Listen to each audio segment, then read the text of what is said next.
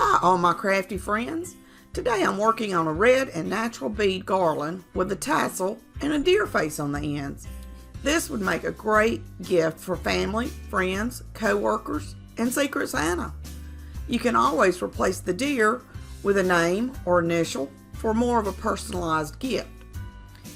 This project began with me trying to decorate a small white Christmas tree. In my head, I was thinking candy cane tree, but that's not what happened. I used a bag of 8mm wood beads I got from Amazon to make this beaded garland. I painted half the beads with red acrylic paint and left the other half their natural color. I used a piece of wire I had pulled out of some wired ribbon and began alternating the beads. When I had finished stringing all the beads, I put a dab of hot glue on each end. And then I had a thought. This would make an amazing beaded garland. So I used some short pieces of ribbon I had on hand and created a small little tassel with the ribbon and some twine.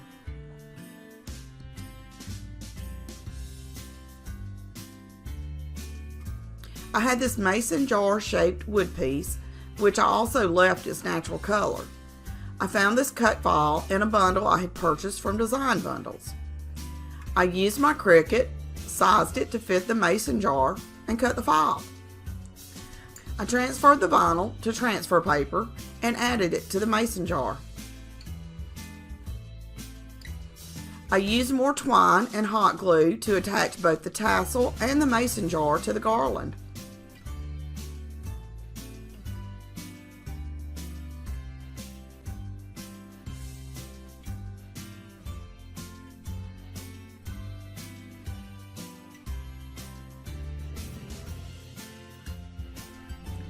This project turned out better than I expected. I just love it. If you haven't already, like this video and subscribe to my channel. I do weekly home decor DIY videos, and you know you don't want to miss any of them. So hit the bell notification to be notified when I upload a new video. Hi all my crafty friends. Today I will be working on a personalized gift for my niece. This is a simple gift idea for your family, friends, co-workers, or a Secret Santa gift. I purchased a black frame from Dollar Tree for this project, and I also got these cork squares from Michael's for only $5.99 for 4. I placed the first cork square directly on the glass of the frame. I then cut down the other pieces so they would fit around the frame. It did take a bit of cutting to get all the pieces to line up with the frame. I used hot glue to glue everything to the glass in the frame.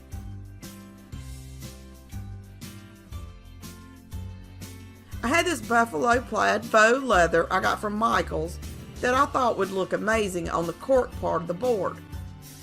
After I cut it to size, I used the spray adhesive from Dollar Tree to attach the faux leather to the cork.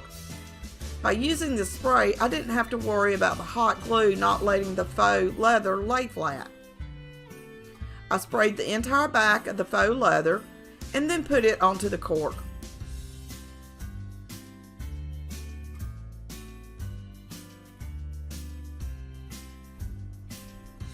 I wanted to decorate the plain black frame some. So I used this burlap ribbon I had on hand and went around the inside edge of the frame with it using my hot glue gun.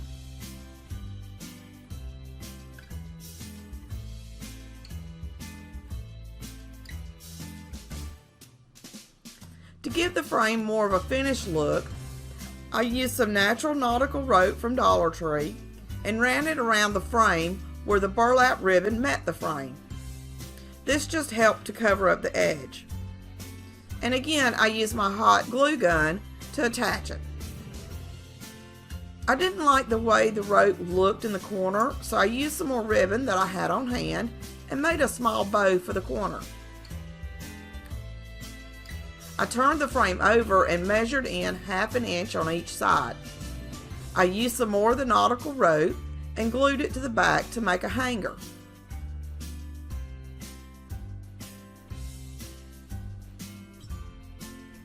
I used my Cricut and found this funky little font to cut out my niece's name in white permanent vinyl. I was going to leave it just like this because I have never tried my secret trick on faux leather. But then I thought, why not? I applied a thin piece of fabric over the vinyl letters and used my iron. I did turn the temp down since I was working with faux leather and I didn't want to burn it. I would iron a little and check it. I just wanted to make sure I wasn't burning the leather. It actually worked great. You can't really tell in the video, but the vinyl did the same thing it does on wood. It melted into the faux leather and looks like part of it, not just vinyl stuck on it. I think Abby will be excited to get this cute corkboard for her dorm room next year. I just wish I would have had some girly colors, but to be honest, she's not a girly girl, so she will probably love the red and black buffalo checks. If you haven't already, like this video and subscribe to my channel. I put out weekly home decor DIYs, and you know you don't want to miss any of them, so hit the bell notification to be notified when I upload a new video. Hi all my crafty friends. Today we're going to have a little fun creating some magical reindeer food. These little containers look cute on a tiara tray and make great Christmas Eve gifts for the kids. This magical reindeer food is made using birdseed, oatmeal, and cake sprinkles. So it's environmentally friendly and safe for the reindeer to eat. The first thing we need to do is mix the magical reindeer feed together in a bowl. I added the birdseed first. Next I added the sprinkles. Then I added 1 pack of instant oatmeal. I used a spoon and mixed everything together. I added more sprinkles and mixed them into the reindeer food. This mixture is safe for birds, squirrels, and reindeer to eat, but not recommended for human consumption because it is magical. I used 2 different size containers to show you how they would look. I got the first container at Michael's in the wedding section. I thought they would be great for this project. They are large enough to put a vinyl decal on. I spooned the reindeer feed into each of the containers, filling them up. The second container I got at Dollar Tree. It is small, but I just couldn't resist trying this for some of the smaller kids in my family. It was harder to get the reindeer feed into these smaller containers, but it was still possible. I added a vinyl cutout from design bundles to the larger container. I'll leave a link in the description for the bundle I used. It was less than $20 for over 250 cut files. But you don't have to put anything on the container, or you can come up with your own idea to decorate them. I added some red and white baker's twine I got from the Dollar Tree to the first container. I also tied a little bell on the side and glued some Christmas greenery and berries to the top. I was able to find a couple of reindeer faces in the bundle I had purchased for the smaller containers. Using my Cricut, I was able to cut them down small enough to fit on both of the medium-sized containers from Dollar Tree. I simply decorated them with some burlap and ribbon.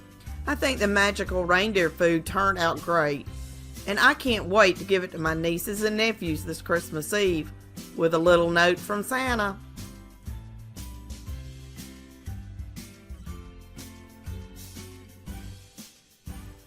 And this is what all the containers look like on my Christmas tier tray. I think they're adorable. If you haven't already, like this video and subscribe to my channel. I upload weekly home decor DIYs, and you know you don't want to miss any of those. To be notified when I upload a video, hit the bell notification. Hi all my crafty friends. I hope everyone had a great Thanksgiving. Now it's time for me to get back on track and start uploading more videos. Today I am making these adorable farmhouse salt and pepper shakers with Christmas tags and greenery. I picked up a set of salt and pepper shakers and a butter dish from Dollar Tree on my weekly trip. The black tags I had on hand were a little too large, so I took a smaller tag and traced it so I could cut them down. I used antique ink wax and stained 4 16mm beads for the feet and set them to the side to dry. I used black chalk paint and painted the butter dish. I painted both the top and the bottom of the butter dish. I used my hot air gun to dry the paint a little quicker.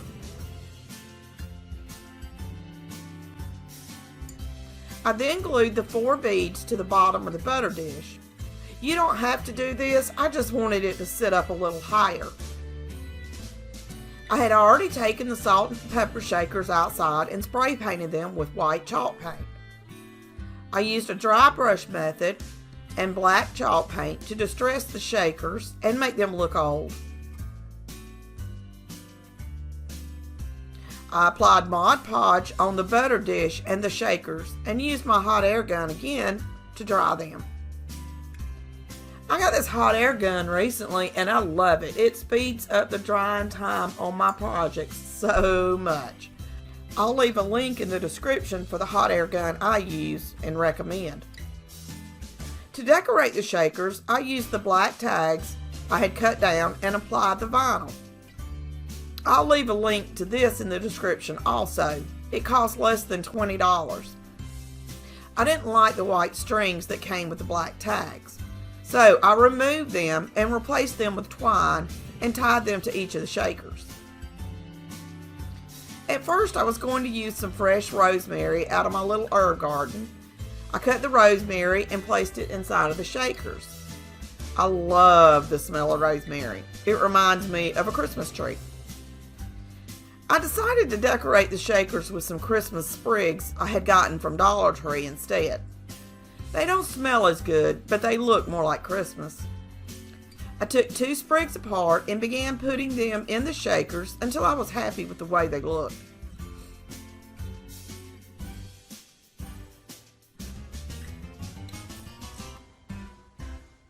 I also used some smaller pine cones off of some other sprigs I have already used. I hot glued these to the front of the pine needles. I think they turned out pretty stinking cute. Let me know in the comments what you think. If you haven't already, like this video and subscribe to my channel. I upload weekly DIY home decor videos and you know you don't want to miss out on any of them. To be notified when I upload a video, hit the bell. Hi all my crafty friends and welcome back to Designs by Gaddis. With Thanksgiving and Christmas coming up, I wanted to share with you how I made this solo cup holder. If your family is like mine, you drink out of plastic cups when you gather together and all the cups look the same. With this cup and pen holder, everyone will be able to write their name on their cup, so no confusion over whose cup is whose. The first thing I did was place 2 cups side by side to see how large my pieces needed to be. For a double cup holder, my size was 10 inches long by 6 inches wide. With this, I have enough room for the cups and enough room to hold the pens. I used my miter saw and cut down my wood. I also cut 4 smaller pieces to go on the inside edges of the box. After cutting all the wood, it's time to put the box together. I started with the bottom. I used Gorilla Glue and glued my pieces together, and then used wood clamps to hold the pieces together, and used a wet rag to wipe away the excess glue. I then sat it to the side while I worked on the outside of the box. I started with one of the short sides and glued it to the small corner piece. I made sure the bottom and the side fit snugly together. I then used my pneumatic nailer to nail it. I didn't realize it until now that the nails I had were actually a little bit too long. You'll see me cutting the nails later on in the video. I did the same thing with the other side piece and on the other short side.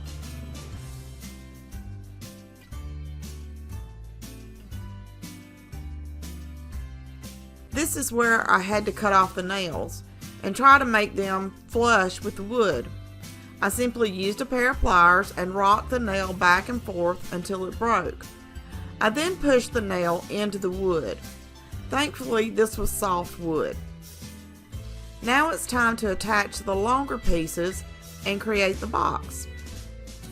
I aligned the longer pieces with the smaller piece and glued them together. I used my nail gun again to secure the pieces and wiped away the excess glue. I did this on all 4 sides to form the box for my solo cups. I then removed the clamps from the bottom so I could attach the box to the bottom. I applied wood glue all around the edge of the box. I then placed the bottom onto the box. And that's when I realized I needed a small piece of wood for the bottom. I went ahead and nailed the pieces I had onto the box and wiped away the excess glue. I measured and marked where I needed to cut the next piece of wood, went back to the miter saw and cut the wood. And as you can see, while I was gone, a visitor showed up. This is Cotton Ball. He is about 13 years old and he's trying to figure out why Mom keeps running around. Oops, I forgot to cut the length. Back to the miter saw I go. With everything cut, I glued and nailed the strip to the bottom of the box and wiped away the excess. I then used wood clamps to hold the box together while it dried. I know this step isn't really necessary since I nailed it, but I just wanted to make sure the glue was going to hold it securely. After getting all the clamps on, I went back around the box and wiped off more excess glue. I set the box to the side and let it dry overnight. The next morning, I removed all the clamps and used my orbital sander to sand all the sides. The wood was rough, so I wasn't able to get it smooth, but that's fine. I want it to have a rustic farmhouse appearance. I brought the box back inside and painted the entire thing with black chalk paint inside and out. I used my hot air gun to dry the paint quicker so I could continue working on the project. I'll tell you, this hot air gun has saved me so much time, and it costs less than $20 on Amazon. I'll leave a link in the description for the hot air gun I use if you want to check it out. While I am painting and drying, go ahead and hit the like button. By doing so, it will help my channel be seen by more people who are interested in projects like this. And if you know someone who would like this video, share it with them. Once I had the entire box painted and dried, I used my sanding block to sand the paint and give it more of a rustic, warm look. I sanded the entire outside and then paid special attention to the corners and the top. I then sprayed rubbing alcohol and wiped the dust off the box. This works better than water because the alcohol dries quicker, so you can move on to the next step. I used my Cricut to cut out the words for the front of the box. After weeding and applying transfer paper, I applied it to the front of the box, trying to make sure it was centered and straight. I then used my secret for applying vinyl to wood, my iron. Yes, that's right. Anytime I use vinyl on wood, I will place a thin piece of fabric over the vinyl and iron it. This helps to melt the vinyl into the cracks and crevices of the wood, and it gives the sign more of a hand-painted look. Now this is my secret, so you can't go and tell anybody. The next step is to apply sealant to the box. I use matte Mod Podge, but you can use whatever sealant you have on hand. I just applied the Mod Podge and then again used my hot air gun to help dry it quicker.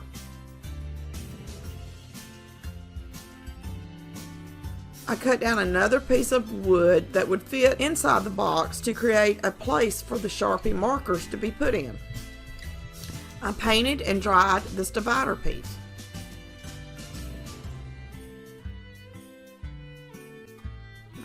I then used my hot glue gun to attach the divider.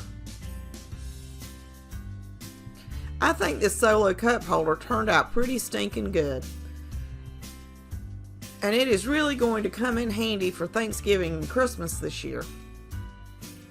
If you haven't already, like this video and subscribe to my channel. I put out weekly home decor DIYs, and you know you don't want to miss any of them.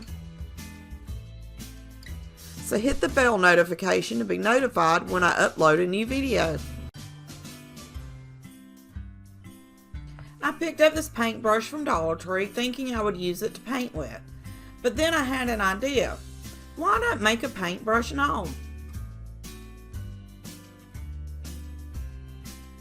The first thing I did was paint the metal part with white chalk paint. I used my hot air gun to dry the first coat and then applied a second layer.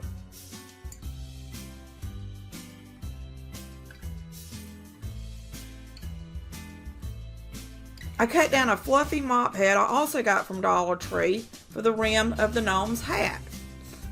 I would suggest using something else for this because when I cut it, the thing started falling apart and I had little pieces everywhere. You might want to use the top of a stocking or something like that to do this project. I used this little cloth bag from Dollar General for the gnome's hat. I cut down the seam on each side of the bag to make a piece of cloth. I added hot glue to the raw edges and folded it over to create a hem. Then glued the hem to the paintbrush. I then began gathering and forming the stocking hat using hot glue to hold everything together. I applied hot glue to the part I had painted white and began creating the fluffy part of the hat. I put the part that had not fallen apart in the front and then worked on the back, piecing it together. I used 10 small white pom-poms and glued them to the end of the hat. I would have used a large pom-pom, but I didn't have one on hand. I used a 16mm wood bead for the nose and used antiquing wax to stain it. Then I glued it at the bottom of the fluffy stuff. I didn't like the way it looked, so I hot glued more of the fluffy stuff below and around the nose. That was the look I was going for. I then used a piece of twine and attached it to the back of the hat so the gnome could be hung on a tree or a wreath. I think this little paintbrush gnome turned out pretty stinking cute. If you haven't already, like this video and subscribe to my channel. I put out home decor DIYs every week, and you know you don't want to miss any of them. So hit the bell notification to be notified when I upload a new video.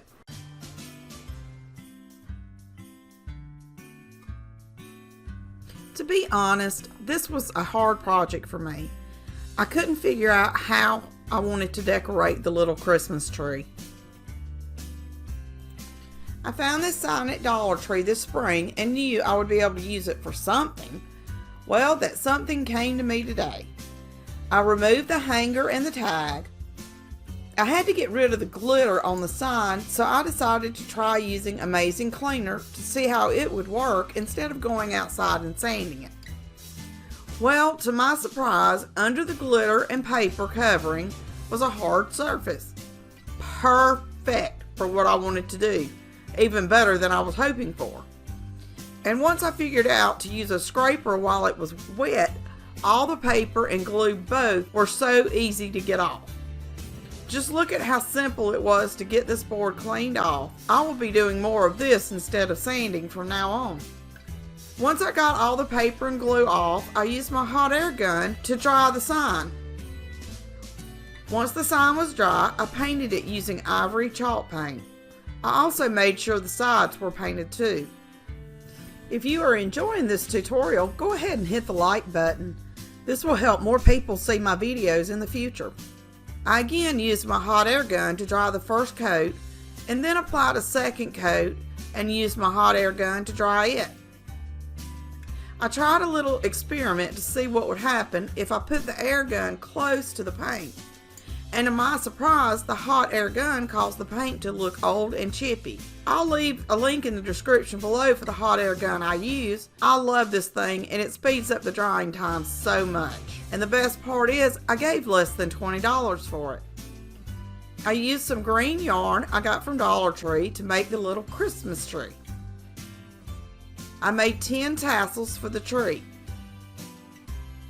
For these tassels, all I did was wrap the yarn around 2 fingers 10 times. I didn't want long or fat tassels. After I had the tassel wrapped around my fingers, I pulled what I had wrapped off and put a piece of yarn in the middle at the top of the tassel and tied a knot.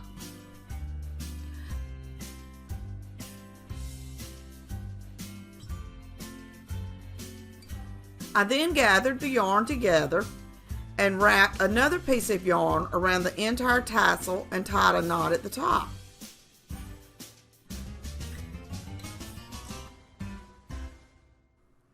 I then cut the strings I had wrapped around my fingers and trimmed the tassel so all the strings were about the same length.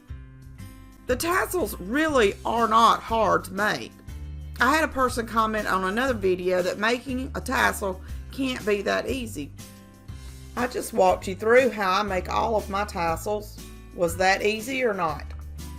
After I'd made all 10 tassels, I laid them on the board in the order I thought I wanted them. I used a ruler and found the bottom center of the board and made a small pencil mark. I hot glued a small stick up above the line I had just made for the tree trunk. Now it's time to build the Christmas tree. I started at the trunk of the tree and worked my way up. I centered the first 2 tassels with the trunk and glued them into place. I then added another tassel on each side of the first 2. The second set consists of 3 tassels. I centered the middle tassel between the middle 2 tassels on the row below and glued them into place. I also placed the tassels so that they overlap the knot on the tassels below them. The third row consisted of 2 tassels. I centered them with the center tassel on the row below and glued them. The final tassel was centered between the 2 tassels below it. I thought the tree was cute, but I thought it also needed something else. I used my Cricut and cut out the words Merry Christmas. I used transfer paper and applied the vinyl to the sign. I already had a center mark at the bottom, so I folded the vinyl in half to find the center and placed it on the sign. I did the same thing with Mary at the top of the sign. If you follow me on a regular basis, you know my secret to creating amazing wood signs: iron the vinyl. Yes, you heard me right. I always iron my vinyl when working on a wood sign.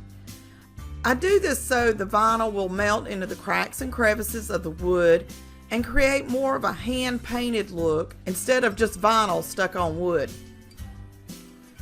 I turn the iron to the highest setting. I apply a thin piece of fabric on top of the vinyl and I iron it. I don't leave the iron in one spot for any length of time, and I will check to see if the vinyl has the look I want very often. You don't want to overheat the vinyl and make it melt too much and start pulling apart. But the iron method worked perfect on the sign.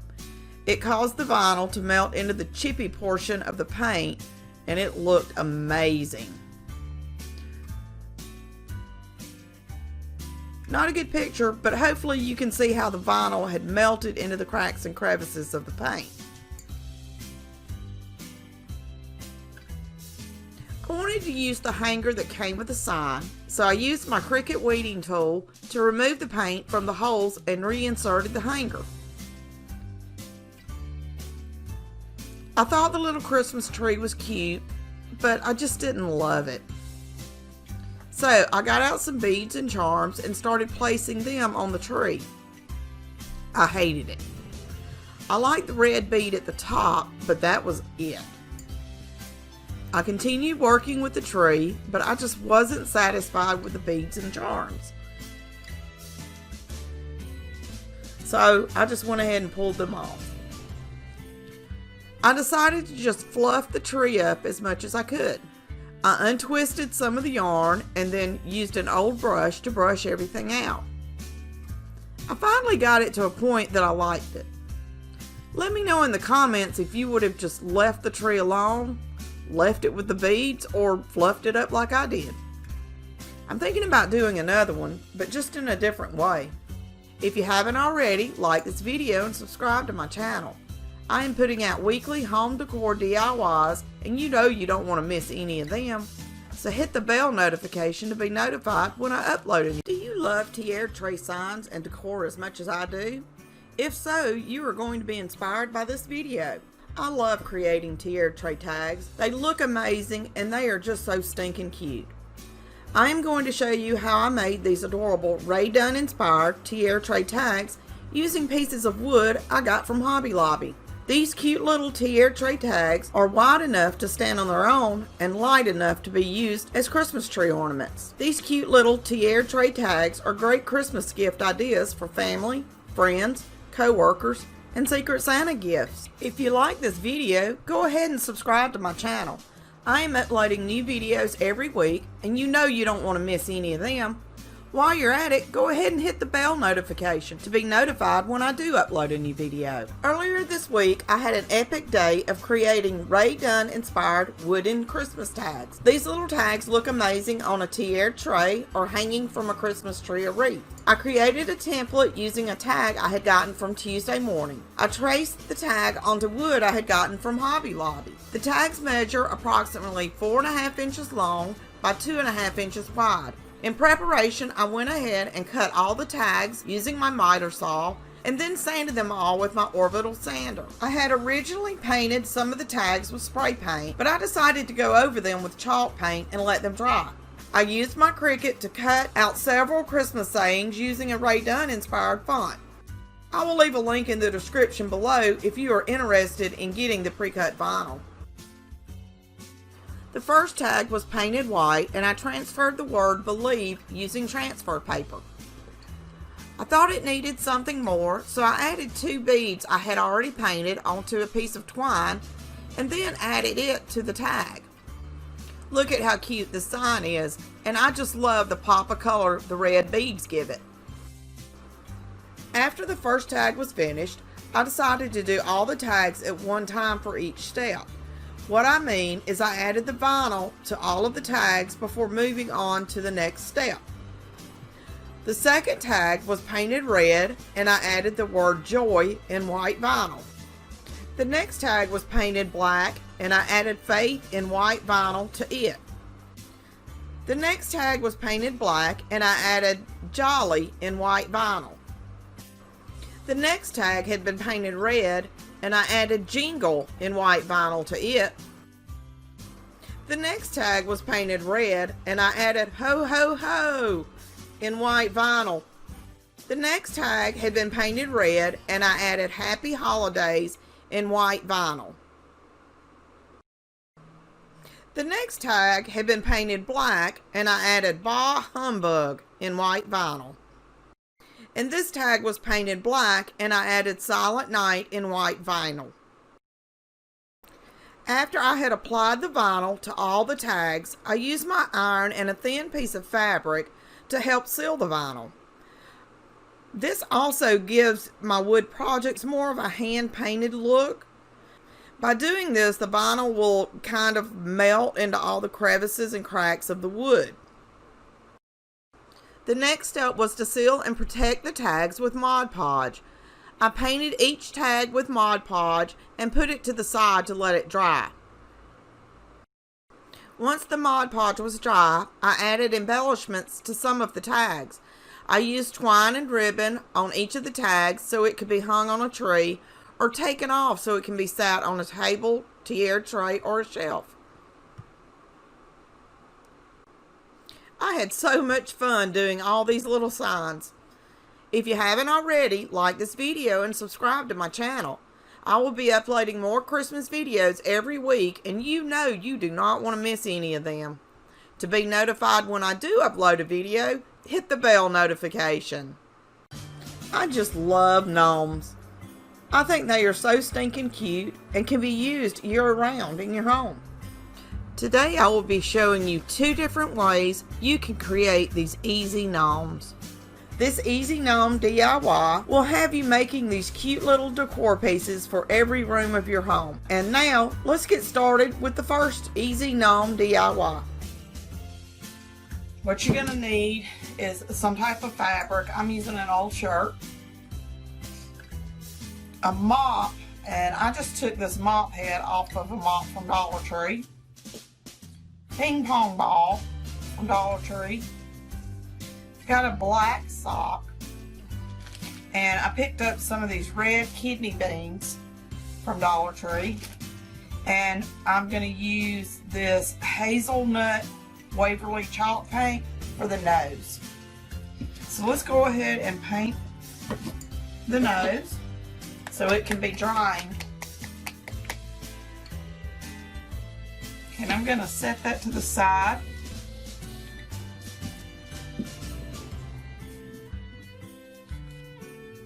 Okay, the next thing we want to do is get our kidney beans, and we're going to put them in the sock, in this black sock.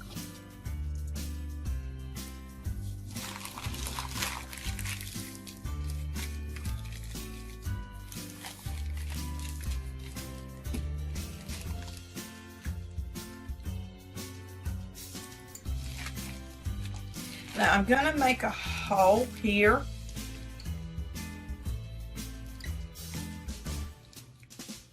I may have to actually cut off some of this sock. A little bit too long. And now I'm going to hot glue this with a hole in it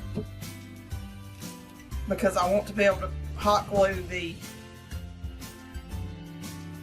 mop head down into the sock like so. So I'm just going to fill this up with a lot of hot glue. Take my mop head and hold it down in there. Now I'm just going to take the hot glue gun. I'm just going to go around the edge because I really don't want the head to fall off. Okay, so hopefully that will hold it. And now what I'm going to do is just cut it down the middle. Maybe not. I may just do this.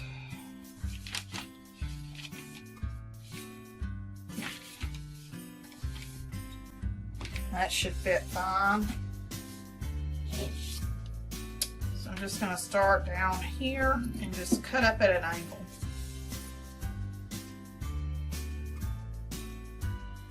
Alright, so what I'm going to do is I am actually going to iron like this to give it a seam for me to put my hot glue in.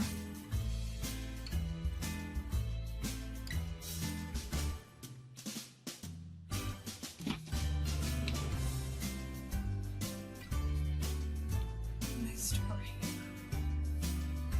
and iron this down.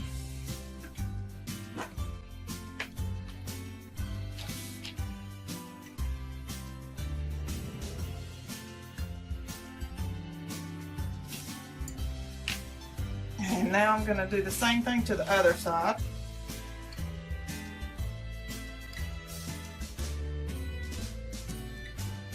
So we'll start down here at the bottom of the little hat. Put some hot glue.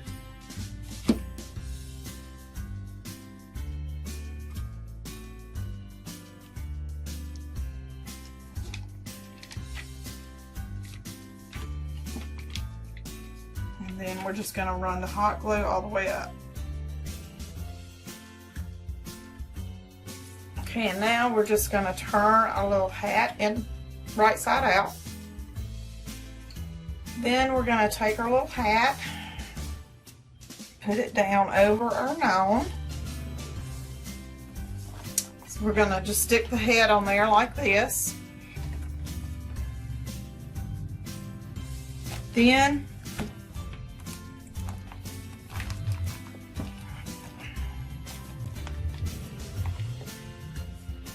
now it's time to glue on our nose, but we need a second layer of paint. So you go ahead and do that.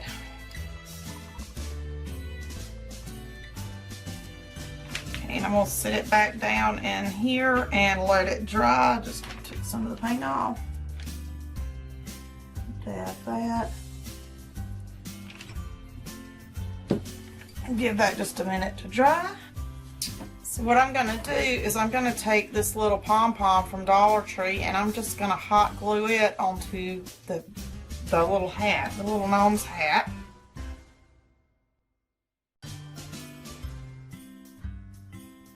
See, isn't that cute? And here's our first little gnome with his cute little pom-pom on his hat. I hope you enjoyed the first gnome. The second gnome is even easier to make. I took a pair of slippers that I got from Dollar Tree and turned them inside out. I wanted to use the furry side for the gnome. Then I stuck the beer bottle into the slipper and I used my Monvic glue gun to secure the slipper to the bottle.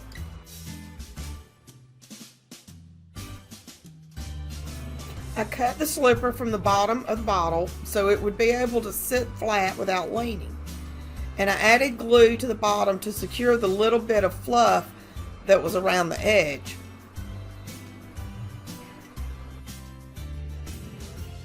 I took a large wood bead and placed it at the middle rim of the bottle. This is going to be my gnome's, this will be his nose.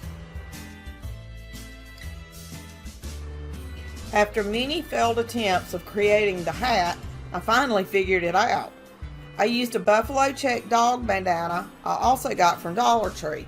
I wrapped it around the top portion of the bottle and then cut it down to the size I needed.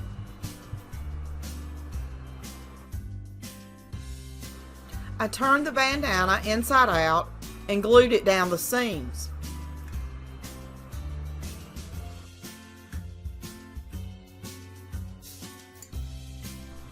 After letting the hot glue cool for a minute, I turned the bandana right side out and started messing with it.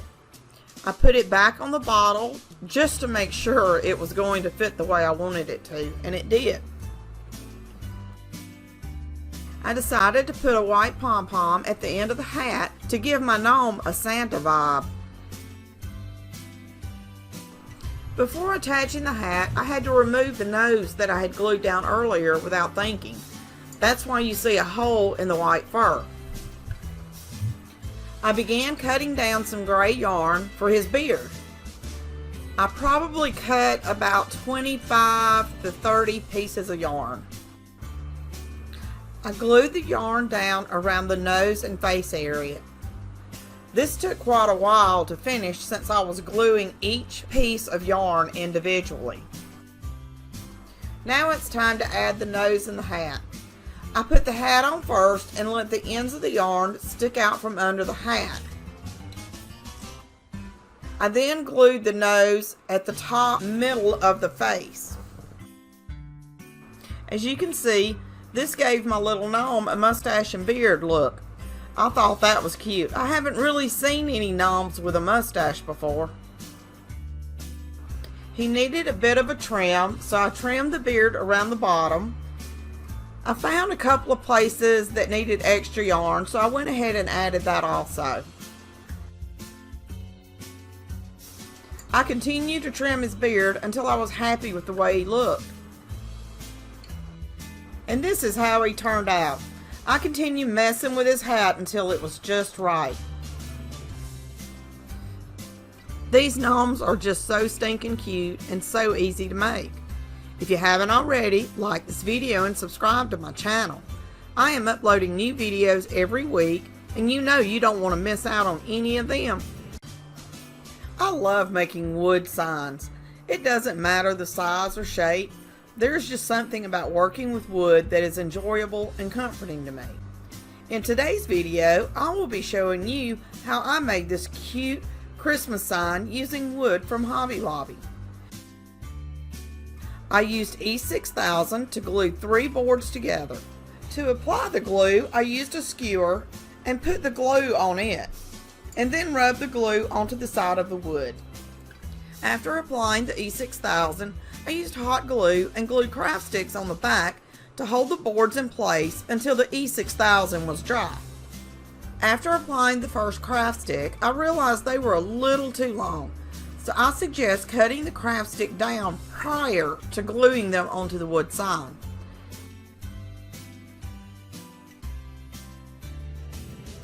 I had to use a utility knife on this first stick, and it was sort of a pain.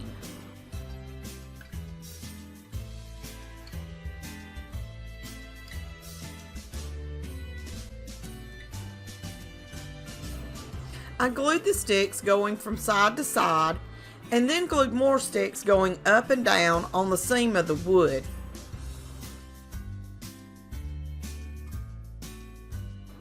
I just wanted to make sure that the wood was being held securely.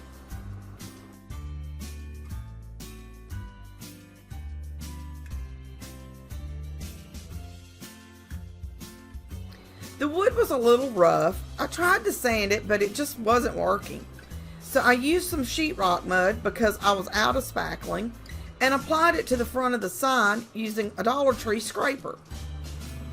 I applied the mud to the wood and then scraped off the excess, trying to make it as even and smooth as possible. I then used my hot air gun to try to dry the mud a little quicker. This hot air gun has been great and really helped me when I need to dry something quickly. I'll leave a link in the description below for the gun if you're interested in it. It really speeds things up when you're in a hurry. Once it was dry, I took the sign outside and used my orbital sander to get a smooth surface. I used white chalk paint and painted the front of the sign. And yeah, I may have poured a little bit too much, but my big paintbrush was nowhere to be found, so I was having to use this small one. I sat the sign to the side to dry.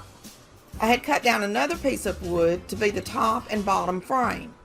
I used antiquing wax to stain both of these. I had cut the wood so it would hang over the side 1/4 of an inch on both sides of the sign. And I wanted only half the frame on the sign itself. So I measured and made my marks on the back of the wood. Once the sign was dry, I hot glued the frame pieces to the top and the bottom of the sign, using my lines to make sure they were even and straight. After I glued the frame on, I turned the sign upside down and applied more glue to the edge where the frame and the sign met. I used my Cricut to cut out this cute tree on some plaid vinyl. I got the tree in a holiday bundle from Design Bundles. I'll leave a link in the description below if you'd like to take a look at it. They have some amazing files at really low prices. I got an entire bundle of over 200 cut files for less than 20 bucks. I used a ruler to find the center of the tree and then used tape to tape it into place so I could center up the words under the tree and add everything to my transfer paper. This way I knew everything was straight and centered and fit onto the sign. After applying the transfer paper, I peeled the back off the vinyl and applied the vinyl to my sign. And when I started removing the transfer paper, that is when I realized the sheetrock mud wasn't completely dry. My letters just wouldn't stick, and it kept pulling up the mud. The tree portion came off fine and stuck perfect. So I just removed the letters from the sign and let it dry overnight.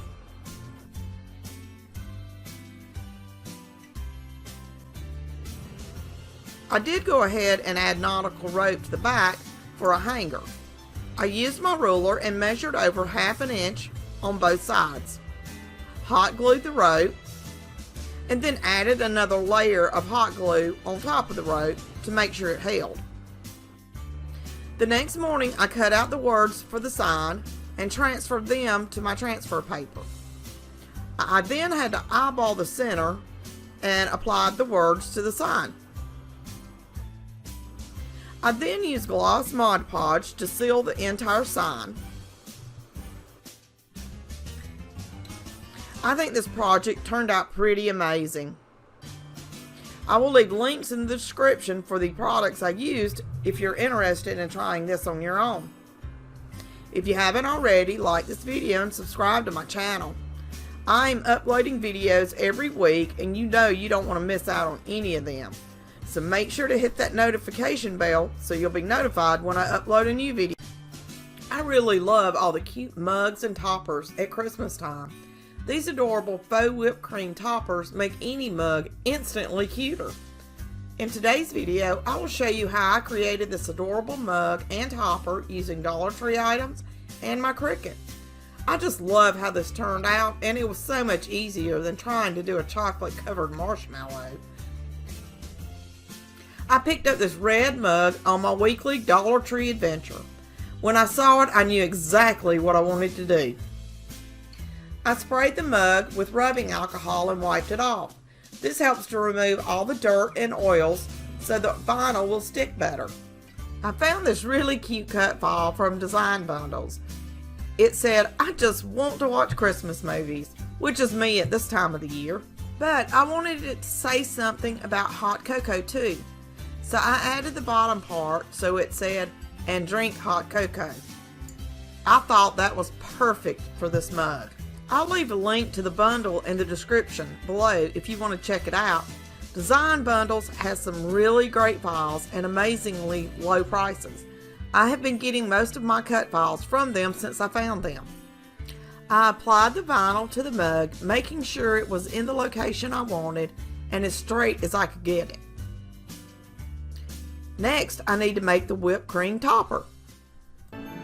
I used a piece of cardboard and traced around the top of the mug I was going to be using. After I traced it, I cut just on the inside of the pencil mark. I picked up this 2-pack of styrofoam balls from Dollar Tree.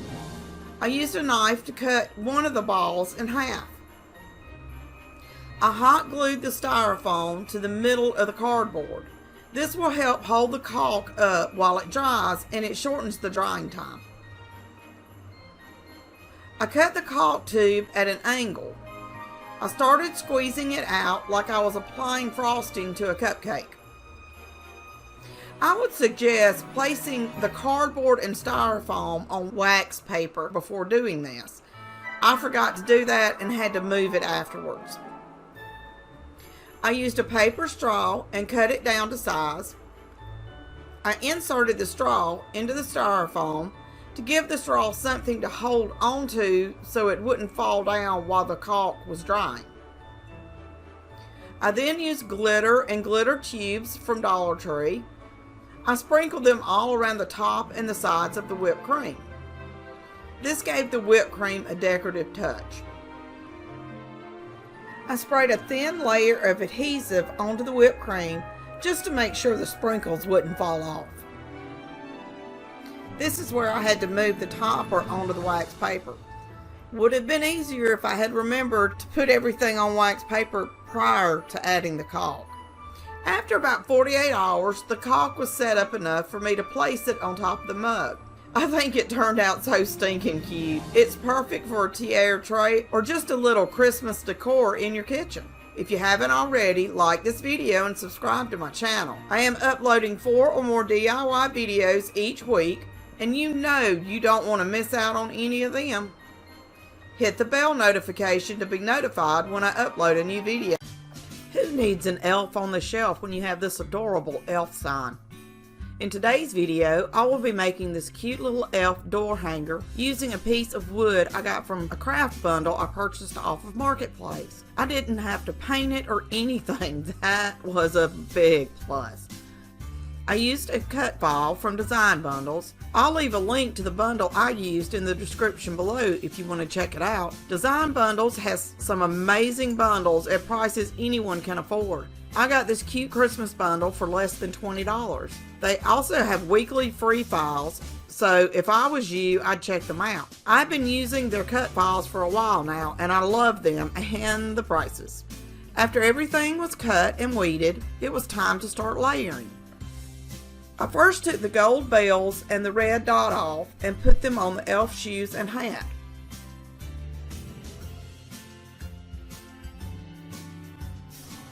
I laid all my pieces out in the order I thought I wanted them on my sign. This helped to give me a visual of how it was going to look and for me to make sure I liked it. I then cut the transfer paper to fit on the sign. The way I layered the vinyl is on the transfer paper.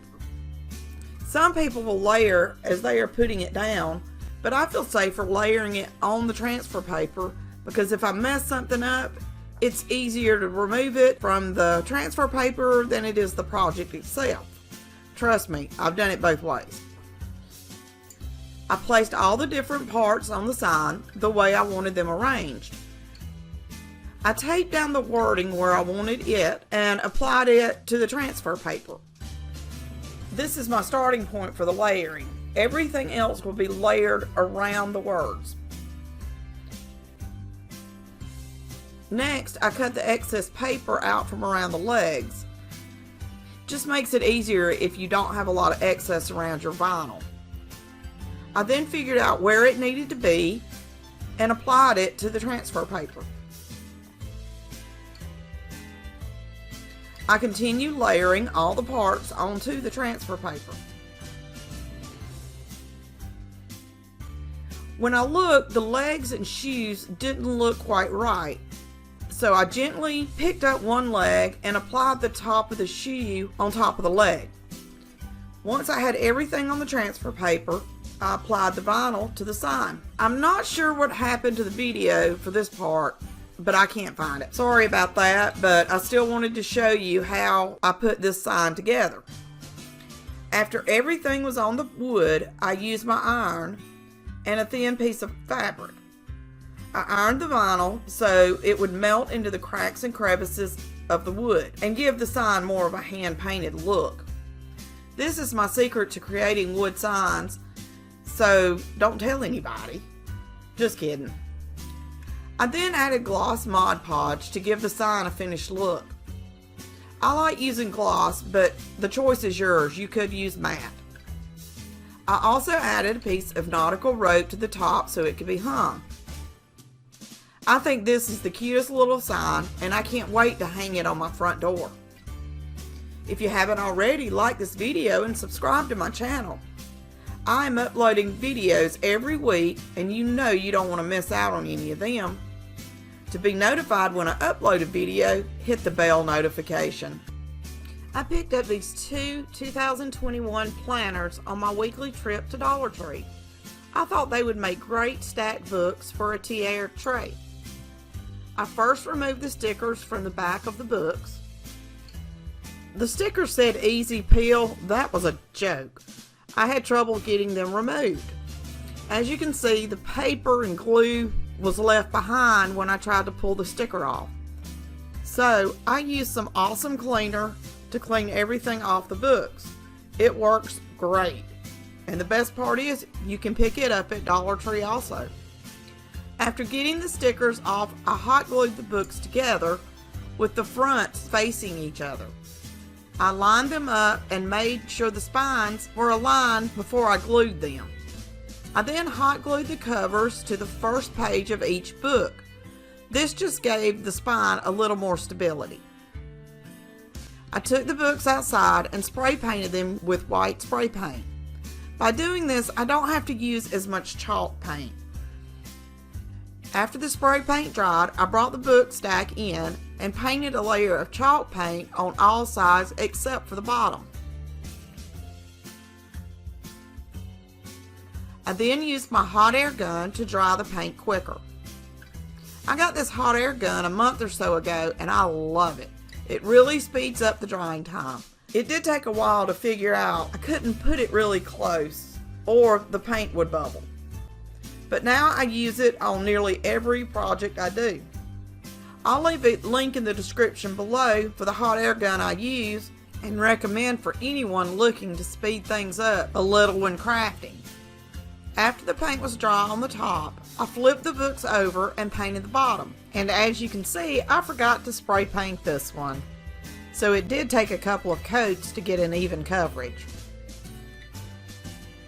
I used my hot air gun between coats and then again when I was finished.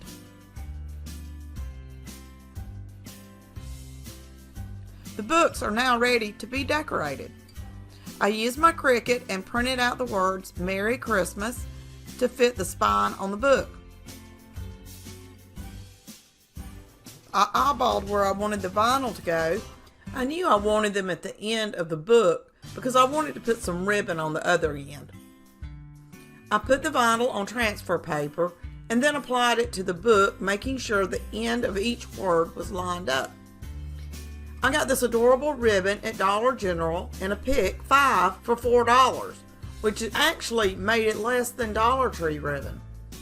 I got it because I loved the red truck. I lined the ribbon so the red truck was in the center on top of the book. The ribbon is a wired ribbon, so I made sure to press the wire into place before gluing it onto the books. I applied the ribbon using hot glue on the back of the book stack.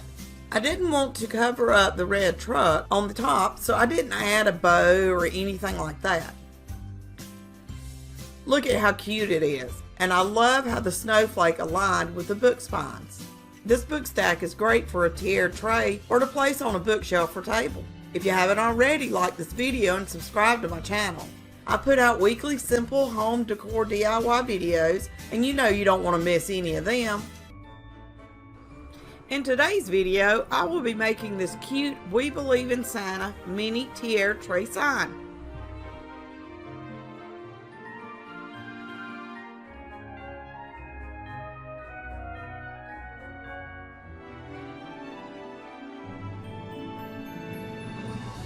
I used wood from Hobby Lobby. I cut it down to 6.5 inches long and its width was already 2.5 inches. I painted the entire piece of wood using Rust-Oleum white chalk paint, and it took 2 coats to get an even coverage.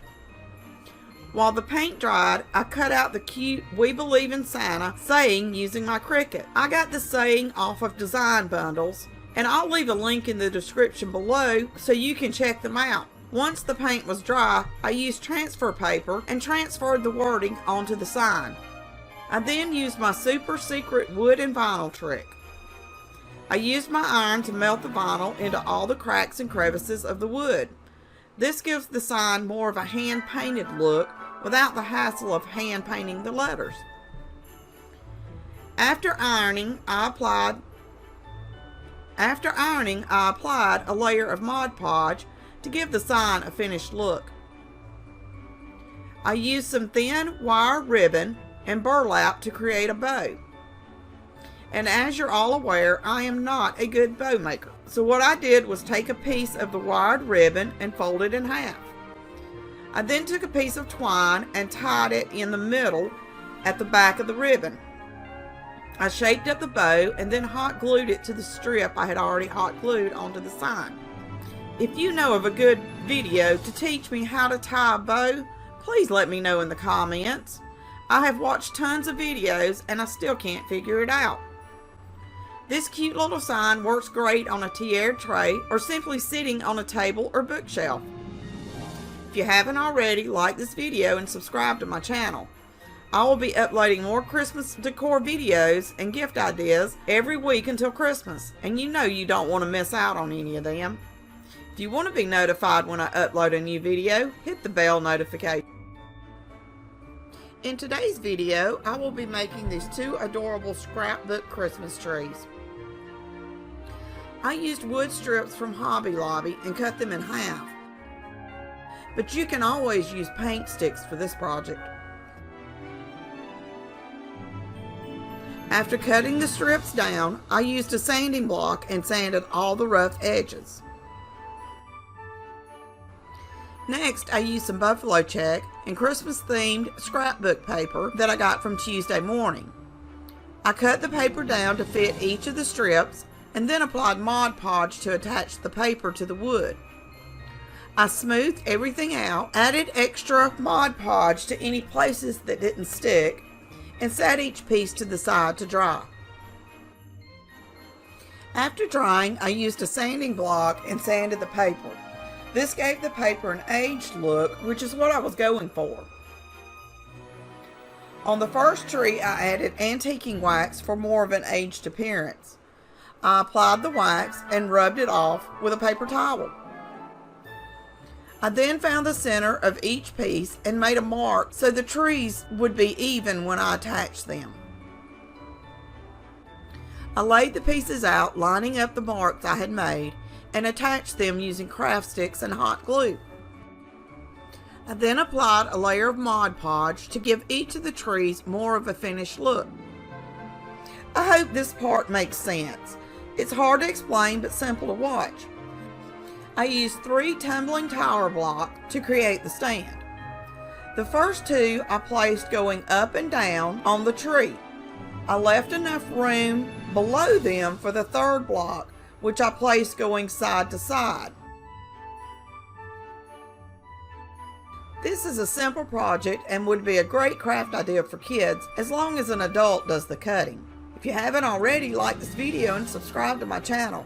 I try to upload at least 4 DIY videos per week, and you know you don't want to miss any of them. To be notified when I upload a video, hit the bell notification. In today's video, I'm going to be making a whipped cream topper that can be placed on top of a mug. I think this is one of the cutest projects I have done so far. I love it. And it really wasn't that hard to do.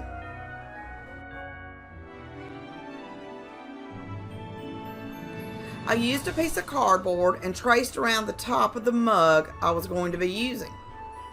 After I traced it, I cut just on the inside of the pencil mark. I picked up this 2-pack of styrofoam balls from Dollar Tree. I used a knife to cut one of the balls in half. I hot glued the styrofoam to the middle of the cardboard. This will help hold the caulk up while it dries, and it shortens the drying time. I cut the caulk tube at an angle. I started squeezing it out like I was applying frosting to a cupcake. I would suggest placing the cardboard and styrofoam on wax paper before doing this. I forgot to do that and had to move it afterwards. I used a paper straw and cut it down to size. I inserted the straw into the styrofoam to give the straw something to hold onto so it wouldn't fall down while the caulk was drying. I then used glitter and glitter tubes from Dollar Tree. I sprinkled them all around the top and the sides of the whipped cream. This gave the whipped cream a decorative touch.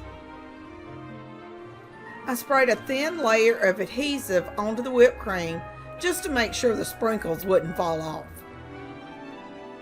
This is where I had to move the topper onto the wax paper. Would have been easier if I had remembered to put everything on wax paper prior to adding the caulk. After about 48 hours, the caulk was set up enough for me to place it on top of the mug. I think it turned out so stinking cute. It's perfect for a tiara tray or just a little Christmas decor in your kitchen. If you haven't already, like this video and subscribe to my channel. I am uploading 4 or more DIY videos each week, and you know you don't want to miss out on any of them. Hit the bell notification to be notified when I upload a new video. In today's video, I will be making these 2 extra large signs using items from Dollar Tree.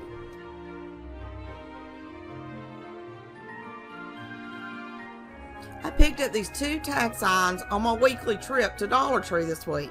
I knew I could find a use for them. The first thing I had to do was remove the Noel at the bottom. It was actually pretty easy to pull the cardboard from the sign just using my fingers. and I actually put the Noel part to the side so I could use it on another project. I then took the sign outside and used my orbital sander to remove all the glitter from the sign. The first part of the sign, I wanted it to be black, so I used some black chalk paint to paint the entire sign. I then set it aside to let it dry. To create the buffalo print sign, I used Waverly Crimson chalk paint first and painted the entire sign. It did take 2 coats to cover everything. I used my hot air gun to dry the paint quicker. I'll leave a link in the description below for the hot air gun I use. It was under $20 and it saved so much time. It's amazing. I used a ruler to find the center of the tag and the center of my tape. I placed the first piece of tape, making sure the lines matched up, and started using painter's tape to create my vertical lines. I put down a piece of tape and then used another piece to make sure my lines were even. Once I had all the lines down, I used black chalk paint and painted them.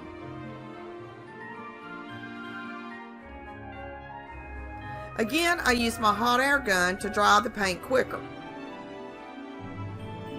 I removed the tape, and after making sure the black was dry, I started laying out my horizontal strips the same way as before and painted them.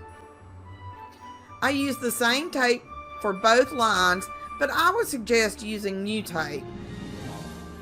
I had a few areas that bled and I had to touch them up with red paint.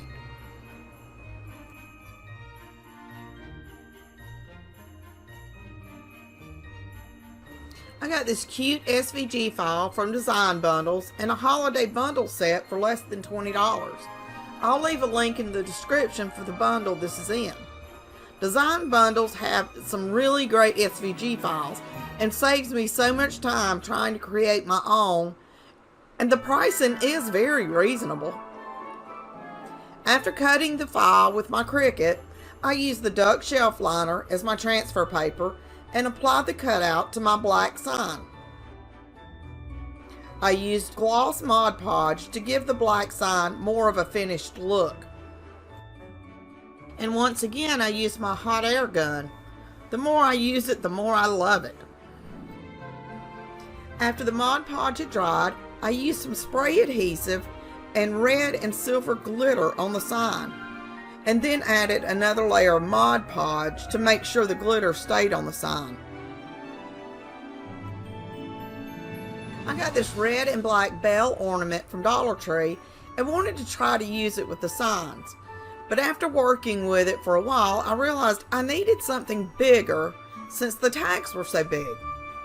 So I just cut everything off of the red and black hanger, and I added 2 red bells and 1 black bell from a larger Dollar Tree ornament. I did a lot of twisting and turning and gluing, but I think the signs turned out amazing. Since these are made using cardboard, they are not suitable for an outdoor door hanger. They look great hanging on a wall inside of the house. I think they turned out amazing. If you haven't already, like this video and subscribe to my channel. I am uploading 4 or more DIY videos each week, and you know you don't want to miss out on any of them. To be notified when I upload a video, hit the bell notification. Today I was going to do a video on creating ornaments using tumbling tower blocks from Dollar Tree. But then I had an idea. Let's make a Christmas tree out of these blocks. It took me a while to figure it out, but I love this little tree. I used a total of 62 blocks for this tree. To make the base for the tree, I used 3 blocks going up and down, and added a block to the top and the bottom of this set. I made 2 of these sets for the base. I stained both sets with antiquing wax and then glued the 2 sets together. I added large craft sticks to the bottom to help keep everything in place. Next, I started hot gluing sets of 3 blocks end to end. I also added a small craft stick on the bottom of each set. I did this for a total of 17 limbs. Next, I used a ruler and found the center to the limb.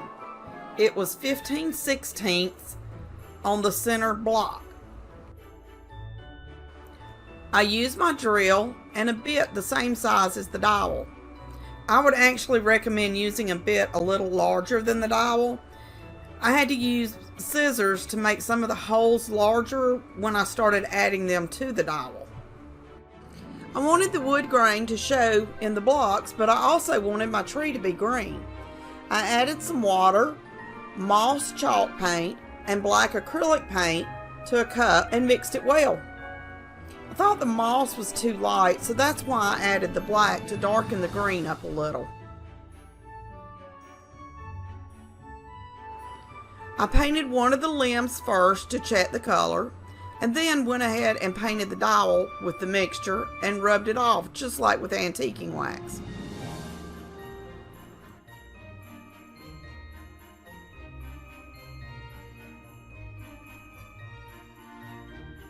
When I got ready to put the dowel in the base, I realized I needed to add another block to the top. So I simply hot glued it going against the grain and then drilled a hole in it. I filled the hole with hot glue and then inserted the dowel. I used more of the antiquing stain on this little block so it would match the rest of the base. I then set the base to the side and began staining the limbs of the tree with my green stain. I stained all four sides and both ends to each limb. This did take quite a while. I took a lunch break while the stain dried. When I got back, I added a layer of gloss Mod Podge. When staining wood using paint, it tends to be very flat and dull, and I wanted my tree to have a little bit of a shine. I did use my hot air gun to help speed up the drying time, and I'll leave a link for it in the description below. It was less than $20. And now it's time to assemble the tree. I began adding the limbs to the dowel. As you can see, I had to use my scissors to make most of the holes larger. That's why I suggest using a bit a size larger than the dowel. That way the limbs will just slide onto the dowel without a problem. At first I was going to try to stagger the limbs, but I didn't really like it. So what I wound up doing was just turning each limb a little as I went up the tree.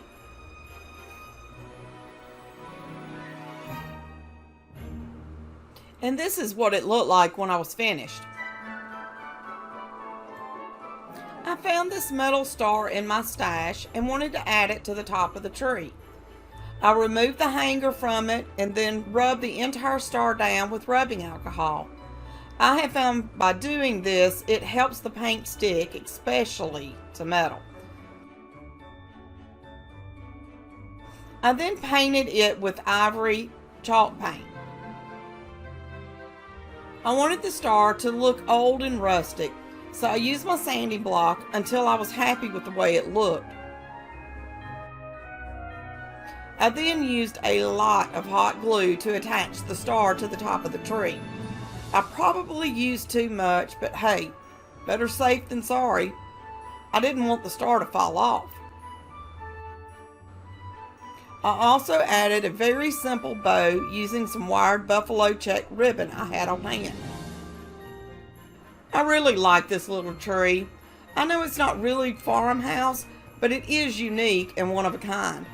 If you haven't already, like this video and subscribe to my channel. I am uploading 4 or more videos each week, and you know you don't want to miss any of them. To be notified when I upload a video, hit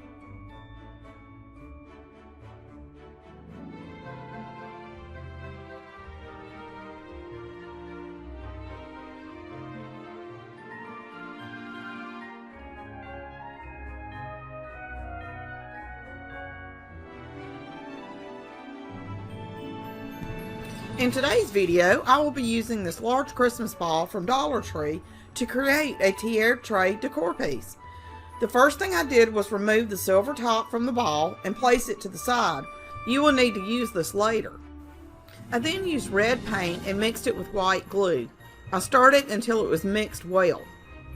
The first time I tried this, I forgot the glue and the paint was streaky. So be sure to add the white glue or Mod Podge when you do this. I used a piece of wax paper because we all know how I am with paint. It goes everywhere eventually. I poured the paint inside of the ball and began moving the ball around to cover it. I then placed the ball upside down in a plastic cup to let the excess paint drain. After the ball had drained and dried overnight, it was time to decorate it.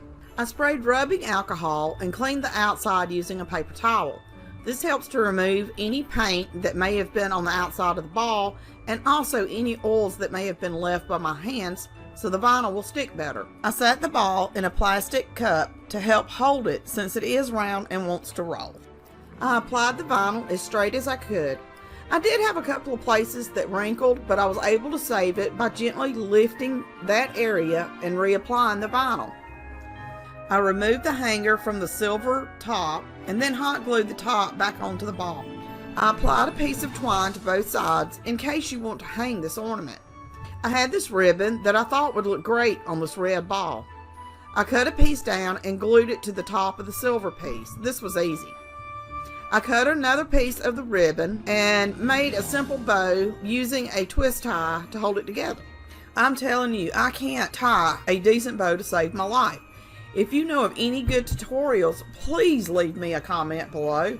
I need to watch more bow tying videos. So I knew I wanted to put the bow on the front, but what was I going to do about the rough edges around the top of the silver piece? Thick twine works every time. I cut and glued a piece of thick twine and made it end at the back of the ribbon. Perfect. This is the finished ball. I think it is so stinking cute. What do you think? Let me know in the comments below. If you haven't already, like this video and subscribe to my channel. I will be uploading more Christmas videos in the coming weeks, and you know you don't want to miss out on any of them. If you want to be notified when I upload a new video, hit. In today's video, I will be making this adorable fabric Christmas tree using an old plaid shirt.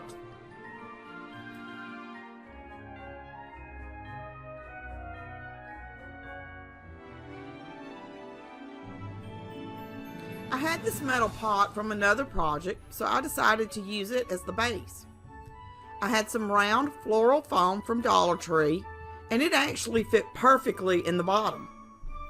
I glued the floral foam to the inside bottom of the planner. I also added glue around the edge of the floral foam at the top. This way I know the tree is secure. I then used a dowel and made a hole in the floral foam. I took the dowel out and filled the hole with hot glue and replaced the dowel.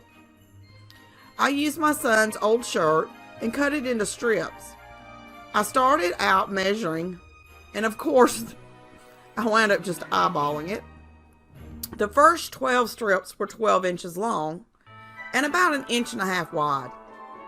The second 10 strips were 10 inches long and the same width, and that's when I quit measuring. I started at the bottom of the dowel with the 12-inch strips first and worked my way up. When I was done with the 12-inch strips, I started working with the 10-inch strips. I tried to turn the strips in different directions as I worked my way up the tree. I kept adding strips of fabric until I was about 1 inch from the top of the dowel. After adding all the fabric pieces, I used my scissors and snipped here and cut there to shape up my tree. I also turned some of the strips to fill everything in. I kept working with it until it looked the way I wanted. I found this star-shaped ornament and thought it was perfect for the top of the tree. I removed a couple of layers of the scrap fabric and glued the star to the dowel. I then replaced the fabric to cover up the glue. Sorry for the terrible angle, but the tree was sort of tall and I just couldn't get a good top-down shot. I think the tree is so cute.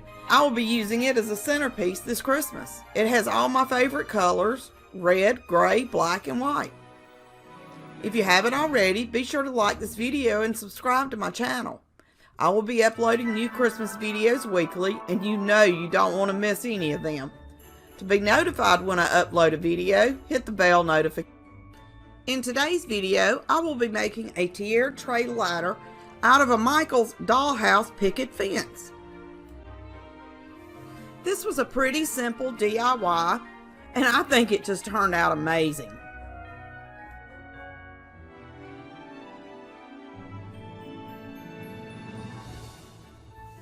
I used my utility knife to cut the fence on the side. I simply ran the knife across the wood a couple of times, and then I would just snap it off. I tried to cut it as close as I could to the piece of wood that I was going to be keeping. After I'd cut all the pieces off, I used my utility knife to smooth the wood as much as I could.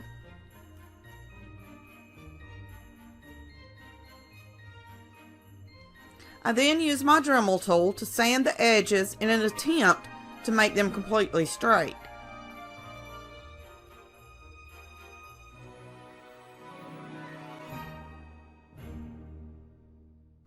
I cut a small piece of greenery that I had actually got off of Facebook Marketplace and made a small wreath to hang on the ladder. I noticed that when I broke off the edges, some of the wood split, so I used my glue gun and glued them back into place.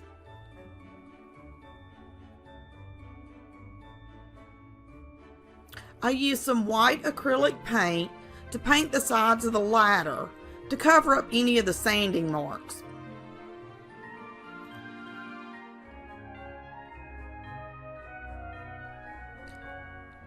I placed the wreath on the ladder and attached it with my glue gun.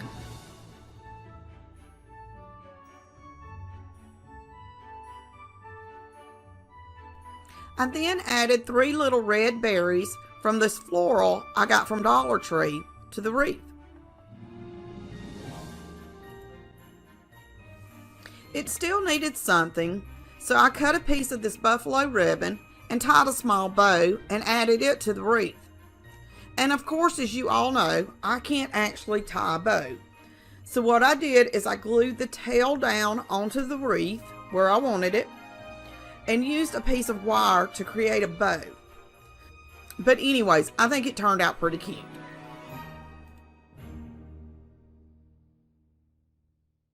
And just look at how stinking cute it is with my tiered tray. It actually turned out better than I originally expected. If you haven't already, like this video and subscribe to my channel. I will be uploading more Christmas videos each week, and you know you don't want to miss any of them. To be notified when I upload a video, hit the bell notification. In today's video, I will be making this adorable stamped book using scrap wood. These little stamp books look amazing on tiered trays and bookshelves. They make wonderful handmade gifts for your family, friends, co-workers, and even as a Secret Santa gift. The wood I am using is approximately 3/4 inches thick, and I cut it down to 5 1/4 inches long and 3 1/2 inches wide. I originally painted the wood using white spray paint, but I decided to go over it with white acrylic paint. I painted the front and all 4 sides of the wood and set it aside to dry. While the wood was drying, I used my Cricut to cut out Merry Christmas. I weeded the vinyl and transferred it to some duck shelf liner.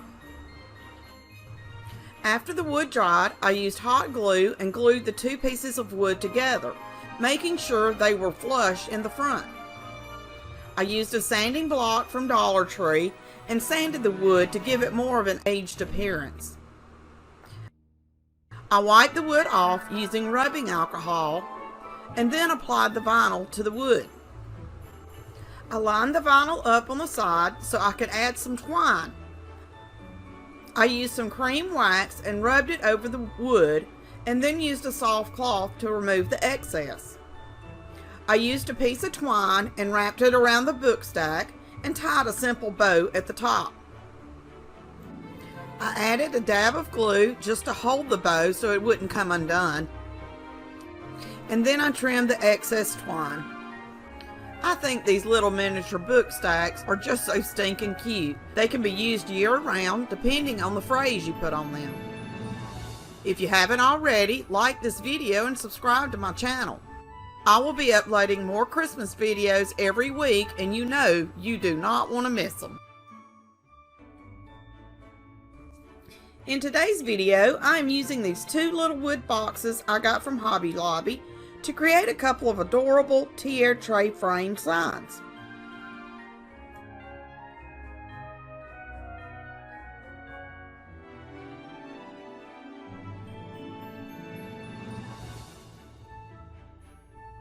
The first thing I did is I removed the tag, the string, and the hanger from the back of both of these little boxes.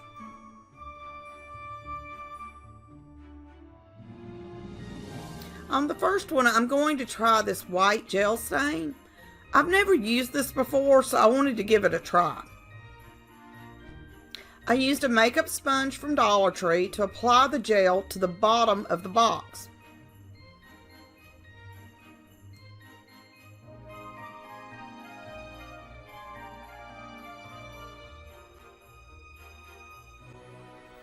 I then used Waverly antiquing wax on the sides and back of the box to bring out the beautiful wood grain in the boxes. I didn't like the way the white gel looked, so I went over it with Waverly stain. I'm going to set it aside for a little to see how I like it. On the second box, I taped up the sides of the box with painter's tape and painted the inside bottom of the box using white chalk paint. After the white paint had dried, I removed the tape. I added more tape around the bottom edge of the box and used my utility knife to trim away any excess.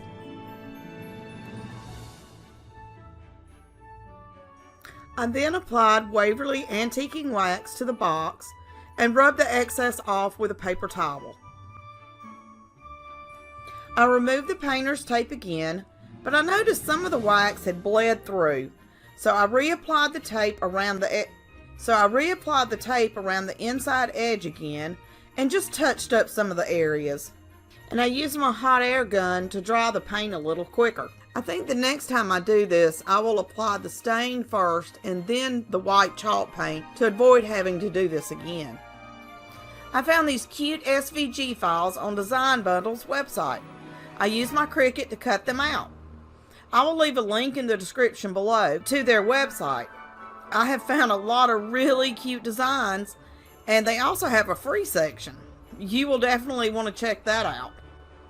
I used duck shelf liner as transfer paper and transferred the vinyl to the box.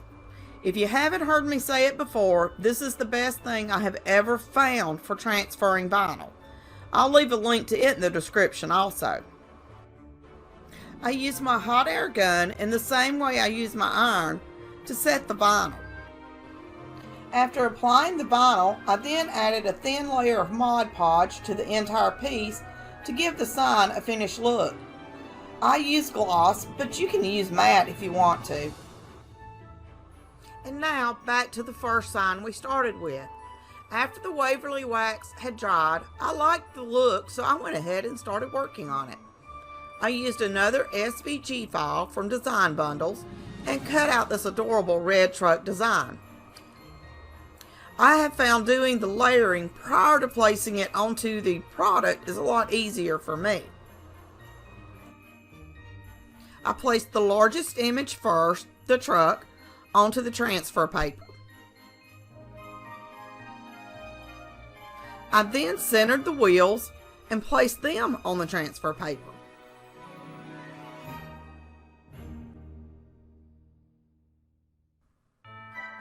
And last, I aligned the tree with the back of the truck and placed it on the transfer paper.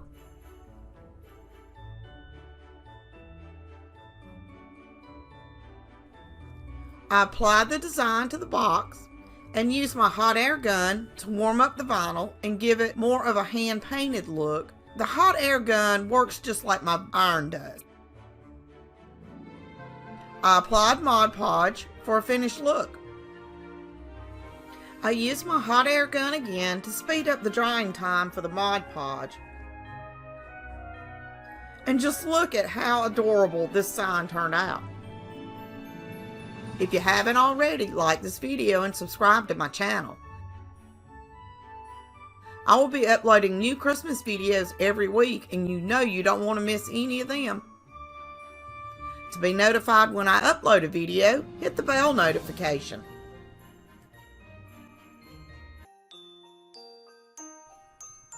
In today's video, I will be making this adorable snow family using items I got from Dollar Tree.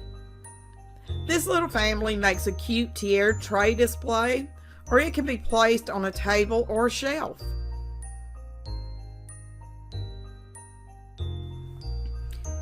I used a piece of wood I got from Dollar Tree and painted it with white chalk paint. This will be the base for our little snow family. For the Snow Dad, I used 3 styrofoam balls from Dollar Tree, 1 large, 1 medium, and 1 small. I hot glued the balls together, centering them as I went. For the Snow Mom, I used 2 styrofoam balls, 1 large and 1 medium, and I glued her the same way I did him. And for the Snow Kid, I used 2 styrofoam balls, 1 medium and 1 small, gluing him the same way I did the other 2. To speed up the drying process, I used my new Tack Life Mini Hot Air Gun from Amazon. It was only $15 and well worth it. I'll leave a link in the description below in case you're interested. After the wood was dry, I began arranging the little family on the board. I hot glued each of them into their place. This did make dressing them a little hard, so I would recommend dressing them before attaching them to the wood. For the Snow Boy, I used some red and black rope I got from Dollar General. I believe it was only $1. I wrapped it around his neck to resemble a scarf using hot glue to keep it in place. I unraveled the ends and gave them a frayed look.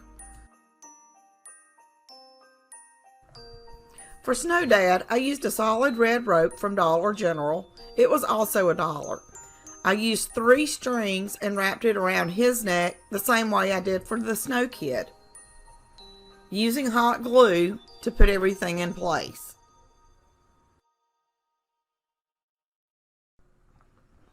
For Snow Mom, I wanted her to be a little fancier, so I used some red and white wire ribbon to create her scarf, and I tied it on the side of her neck.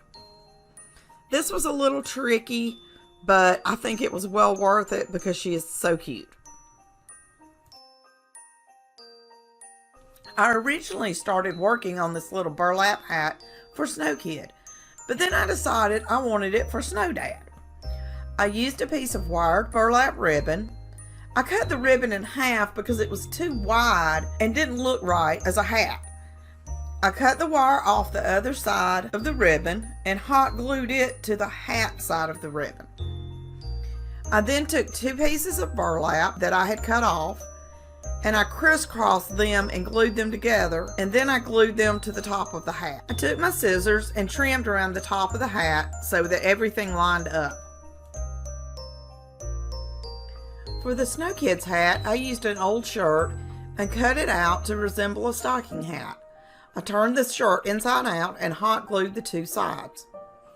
I then turned the hat the right way and hot glued it to the Snow Kid's head. I realized the hat needed something, so I took a white pom-pom and glued it to the end of the stocking hat. Perfect.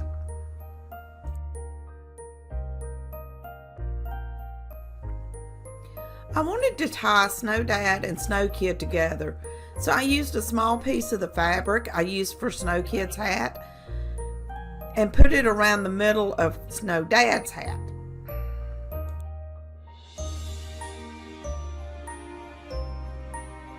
Now for Snow Mom's hat. I wanted her to have something frilly. I had an old roll of ribbon that had a little flower on it. Only problem was, it was white. So I mixed some red paint and water to create a dye, since I didn't have anything else to dye the flower with. After mixing it together well, I simply used it to paint the flower. I used my hot air gun to dry the flower quicker, and once it was dry, I glued it to the snow mom's head. I used a black Sharpie for their eyes and nose, and a pink Sharpie for their mouths. I think they all turned out pretty stinking cute if you ask me. What do you think? If you haven't already, be sure to like this video and subscribe to my channel. I will be uploading a ton more Christmas videos in the weeks to come, and I know you don't want to miss any of them. If you want to be notified when I upload a new video, hit the bell notification.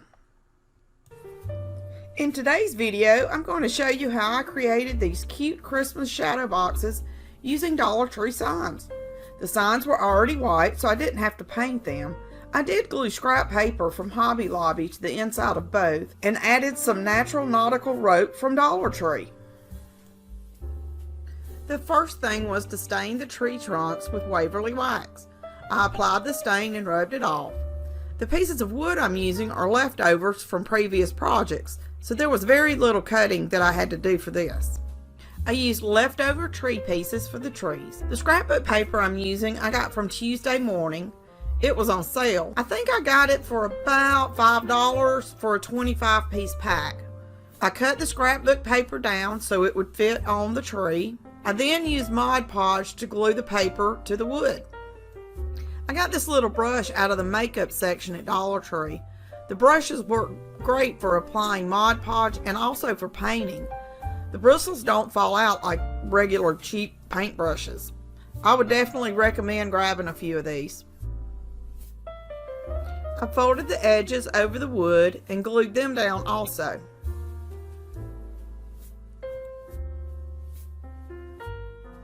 I went ahead and glued the small tree and the trunk to the box.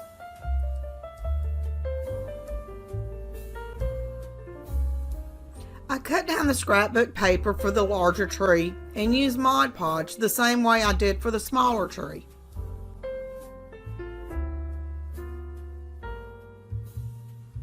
I wanted the second tree to stick out a little, so I used a tumbling tower block and hot glued it to the back of the tree.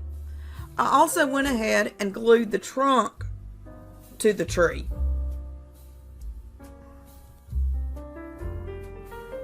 I made sure it was going to fit and then hot glued the second tree to the box.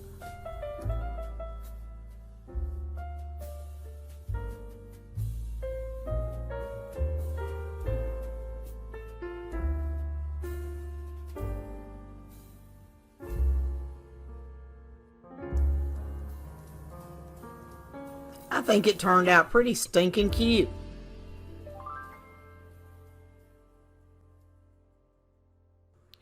For the second box, I hot glued two pieces of wood together to make one tree.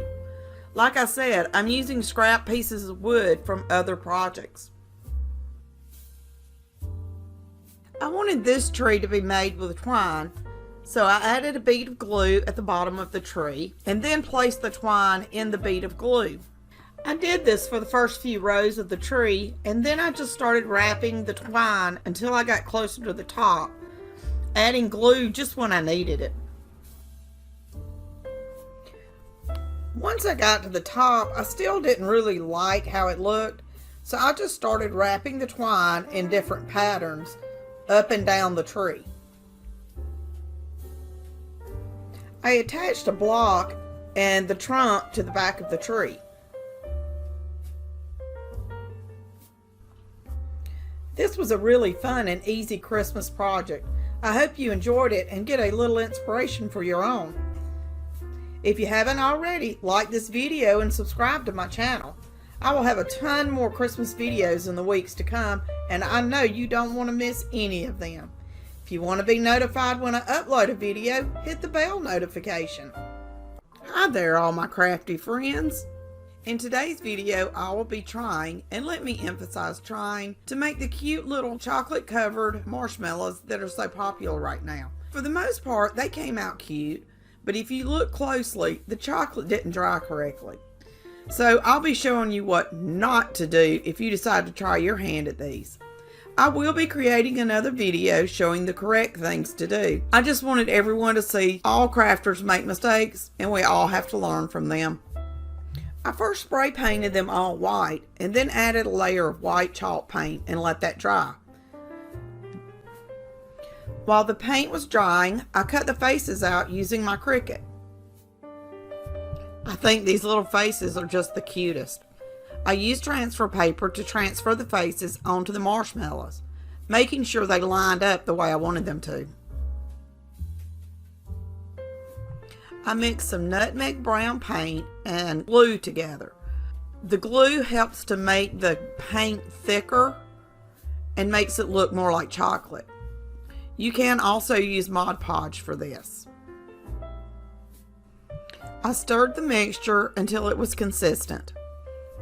I used old paint that was really thick, so I had to keep adding paint to water it down some. And I think that was mistake number 1. After mixing the paint and glue, I outlined where I wanted the brown paint to flow and sat it aside to dry. I did this on all 4 marshmallows. This was a suggestion I saw on another video I had watched, but to be honest, it didn't work. So mistake number 2 had been made. Once the paint and glue mixture had some time to set up and dry, I started pouring the mixture over the top of the marshmallows. I would rotate the marshmallow to allow the chocolate to flow down. Everything was looking great up to this point, even though the brown paint sort of went where it wanted to.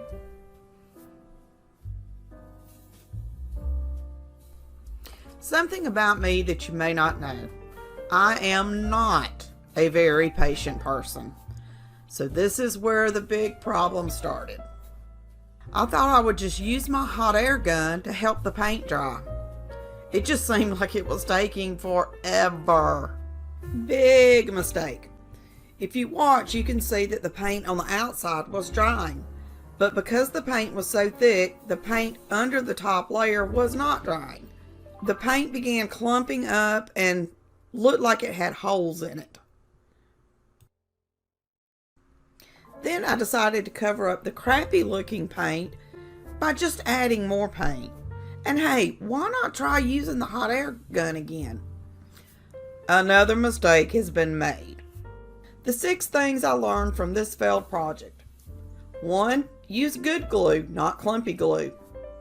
2. Add faces after you have poured the paint and let it dry. 3. Do not paint how you want it to flow because it's going to flow where it wants. 4. Learn patience. This is a big one for me. 5. Do not use hot air gun. Let the paint dry on its own. And finally, 6. Don't add more paint on top of crappy looking paint. It just makes it look even worse. I hope this video will help you know what not to do if you decide to try your hand at making these little marshmallow decorations. If you haven't already, like this video and subscribe to my channel. I will be uploading a ton of videos between now and Christmas, and you know you don't want to miss any of them. To be notified when I upload a new video, hit the bell notification. Today I'm making some cute beaded ornaments that can be hung on a tree or sat on a table or bookcase to add a little boho to your decor. The beads I'm using are from Amazon, and I'll leave a link in the description for them. I am also using various string and twine from Dollar Tree. I saw these ornaments on Pinterest and thought they were so cute I wanted to give them a try. The first has a total of 5 beads in 3 different sizes, and I used Waverly wax to stain the beads. I strung the beads onto the string, starting with the smaller bead and working my way up to the larger.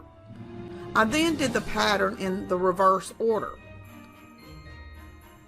To create the tassel, I used my fingers and wrapped more of the string around them until it was the thickness I liked. After I removed the string from my fingers, I used one end of the beaded string and tied it to the middle of my tassel. I pushed the beads down onto the tassel and made a small loop at the top. I twisted some of the rope around itself and added a dab of hot glue to hold everything together.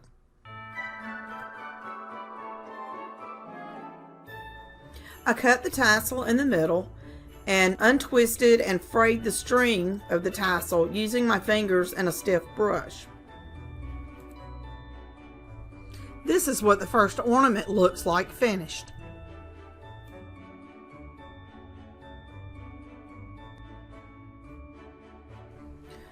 With the second ornament, I left the beads natural and strung them onto the same string I used for the first.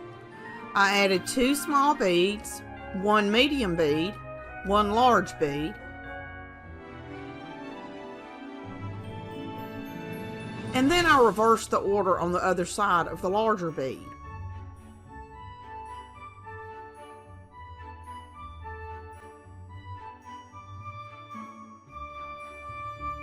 I created the tassel this time using my fingers and tied it off the same way as I did before.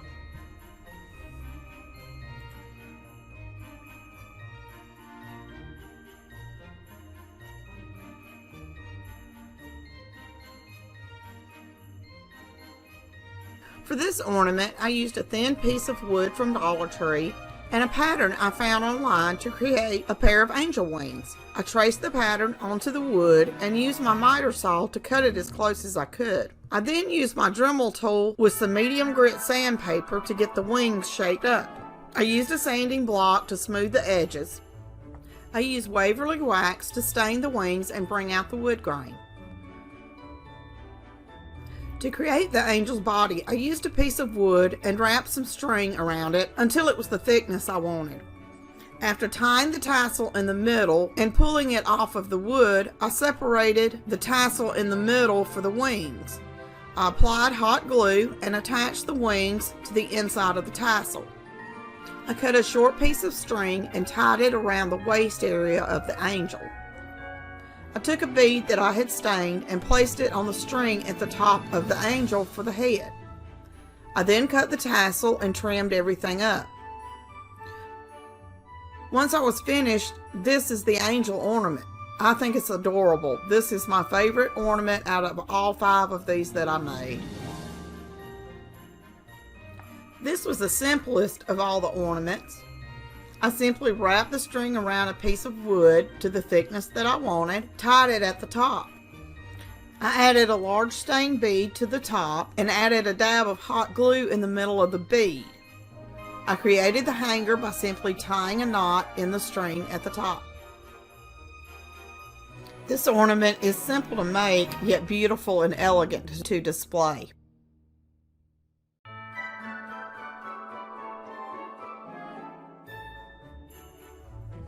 For the final ornament, I used a small clear round ornament from Dollar Tree and some natural nautical rope. I removed the silver hanger from the top of the ornament and started adding the rope by applying hot glue and pressing the rope into the glue. I continued doing this until the entire ornament was covered.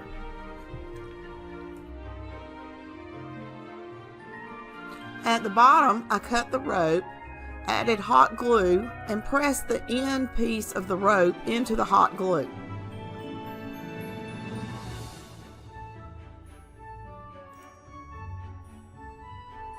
For the hanger, I cut some of the rope off and made a loop. I had untwisted a piece of the rope to make it smaller, and I hot glued this part onto the hanger part.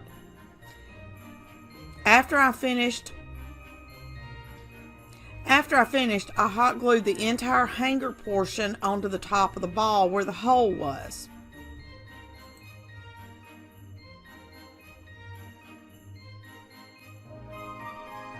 And this is what they all look like together. I haven't put up my big tree yet, but these ornaments are going to look amazing on it. I'm so happy with the way they turned out. If you haven't already, like this video and subscribe to my channel. I will be uploading more Christmas videos in the weeks to come.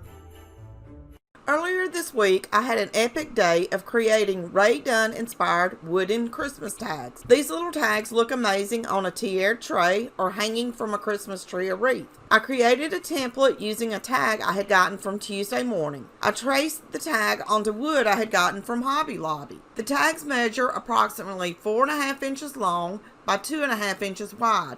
In preparation, I went ahead and cut all the tags using my miter saw and then sanded them all with my orbital sander. I had originally painted some of the tags with spray paint, but I decided to go over them with chalk paint and let them dry. I used my Cricut to cut out several Christmas sayings using a Ray Dunn inspired font. I will leave a link in the description below if you are interested in getting the pre-cut vinyl.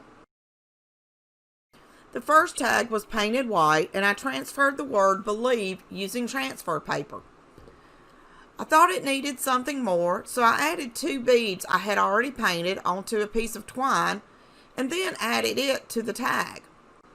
Look at how cute the sign is, and I just love the pop of color the red beads give it. After the first tag was finished, I decided to do all the tags at one time for each step. What I mean is I added the vinyl to all of the tags before moving on to the next step. The second tag was painted red, and I added the word joy in white vinyl. The next tag was painted black, and I added faith in white vinyl to it. The next tag was painted black, and I added jolly in white vinyl. The next tag had been painted red, and I added jingle in white vinyl to it.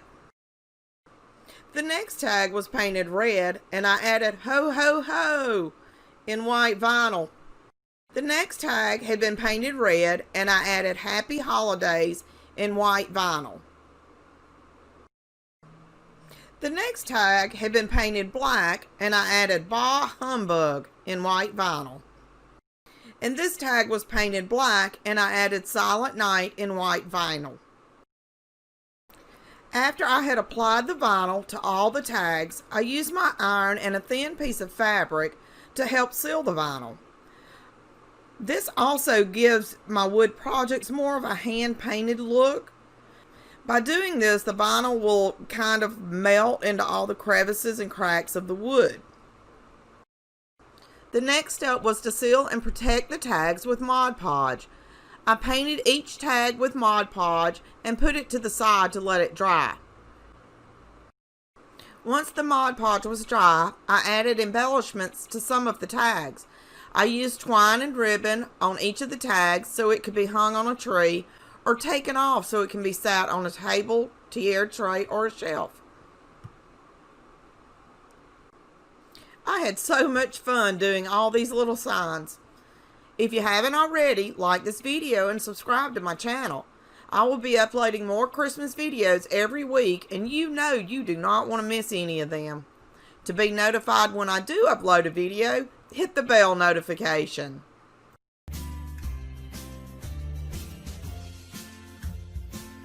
In today's video, I will be making these adorable miniature wire Christmas trees that can be used on a tiered tray.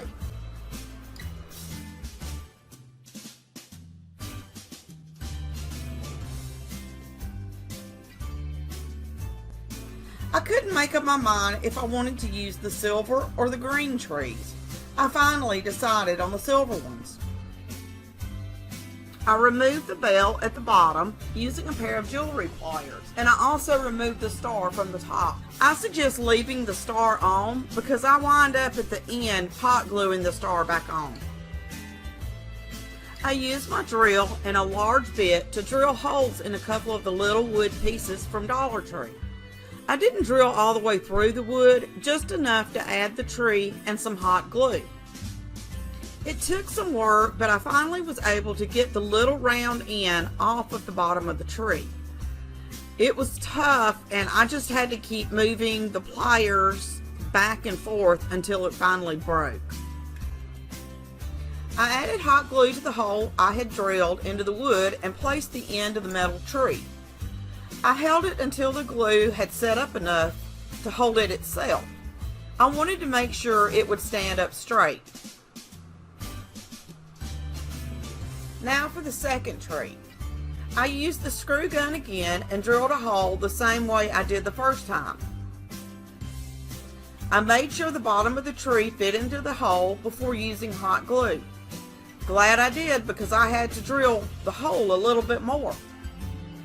I added the hot glue and held the tree like I did before. I then hot glued the stars back onto the tree, so I would recommend not taking them off to start with. I pulled on the wire limbs of the tree until the trees began to look something like what I was wanting.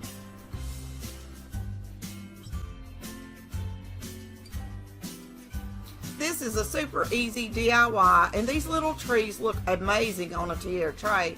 If you haven't already, like this video and subscribe to my channel. I will be uploading more Christmas DIYs in the weeks to come, and you know you don't want to miss them. To be notified when I upload a new video, just hit the bell notification. In today's video, I will be making 3 wood Christmas trees using these cute little ornaments that I got from Michael's. These little ornaments were only 99 cents, and I could not get them.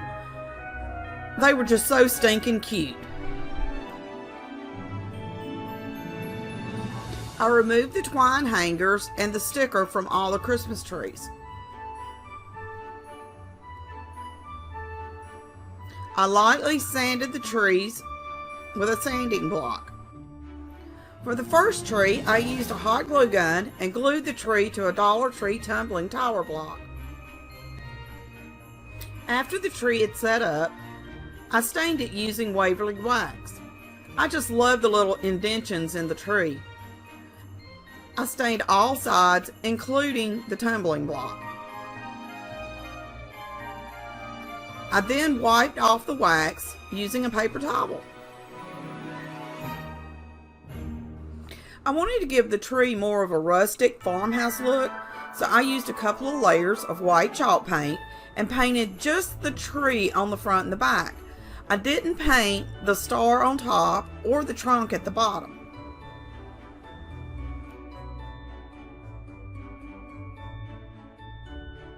After the paint had dried, I used my sanding block to give the paint a worn look. I just sanded it until I liked the way it looked.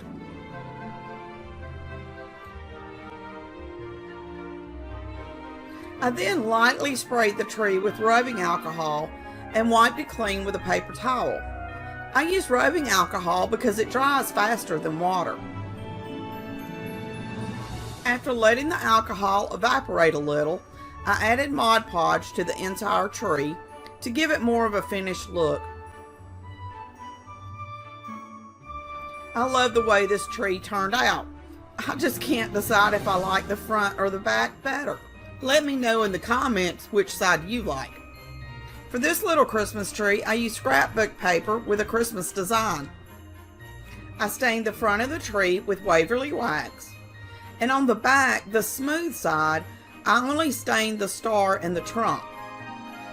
I applied Mod Podge to the tree and pressed down on the paper to make sure all the bubbles were smoothed out. I took my scissors and trimmed the paper from the side of the tree.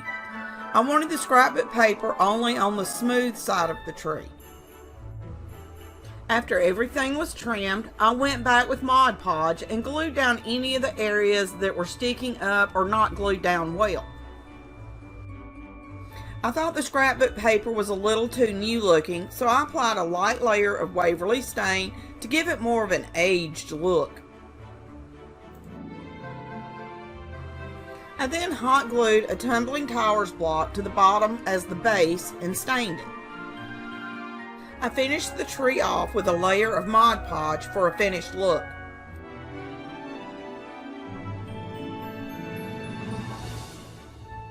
For this tree, I used a wood slice as the base and hot glued the tree to it. I should have waited until I was finished with the tree on this one. The base made it a little harder to apply the paper. I traced around the tree and cut out the paper to the size of the tree. I applied Mod Podge to the back of the tree and added the paper. I pressed it down to make sure there wasn't any bubbles. I thought the paper was a little too new looking, so I used Waverly Stain and stained the entire tree, including the paper.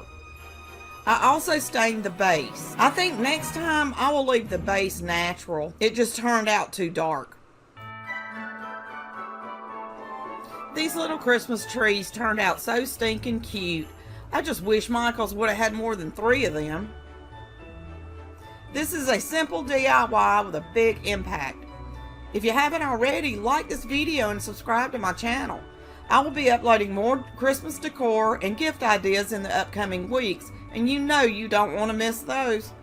To be notified when I upload a video, just hit the bell notification. In today's video, I'm going to show you how I make these cute mini stacked books using scrap wood. These books work great on tiered trays, bookcases, tables, or just about anywhere you want to show them off.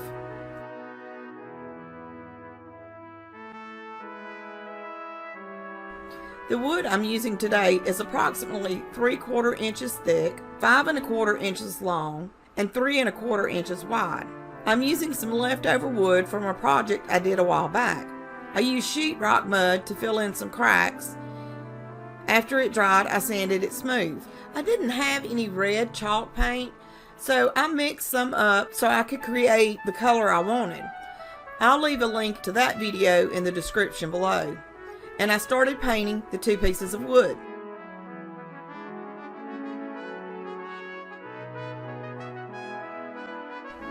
I then applied hot glue and centered the books on top of each other.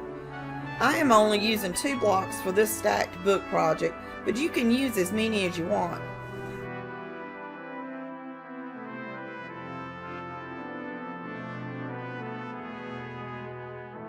After I applied the glue, I held the books down for just a moment to make sure that the glue was sealing well.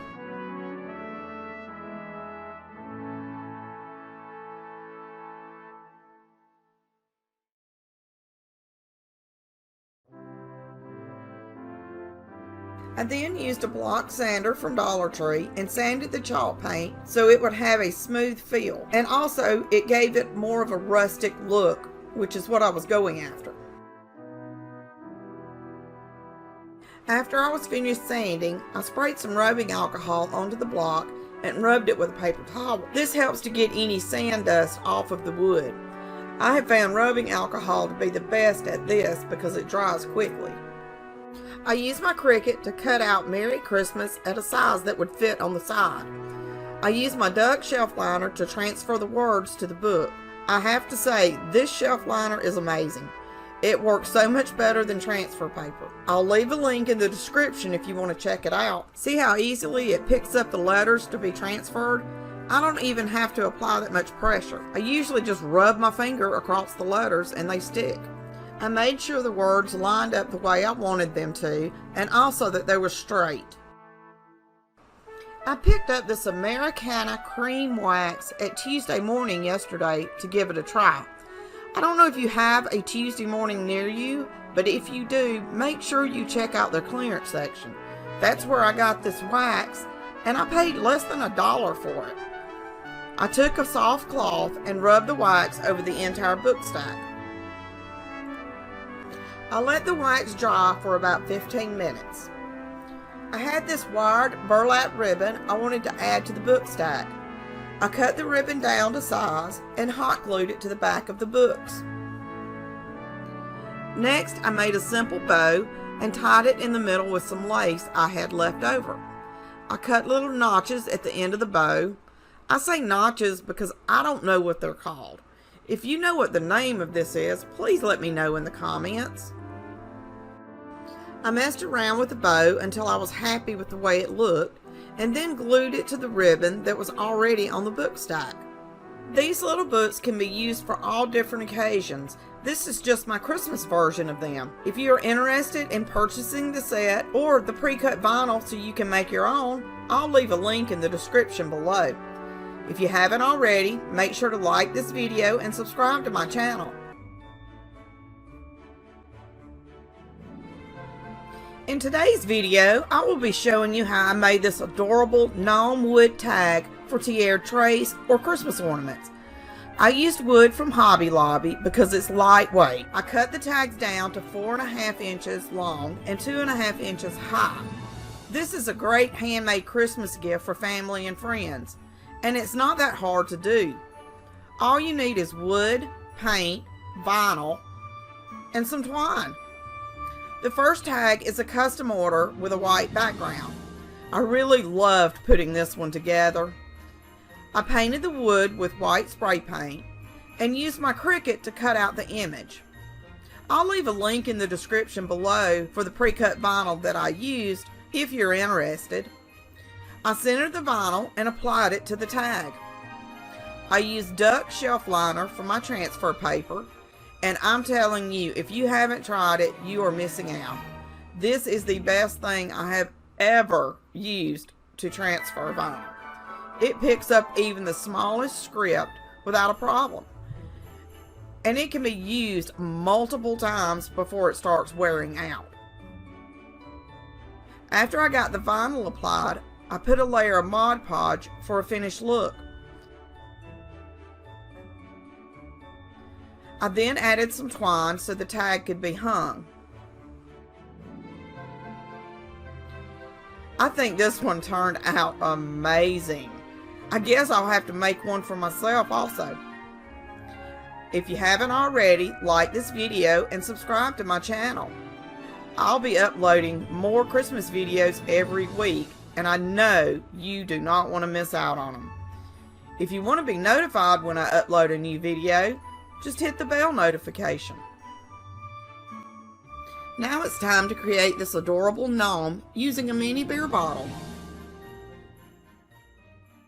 I painted the bottle with white paint and let it dry. The bottle I'm using is actually a Corona Mini, but any mini bottle will work for this project.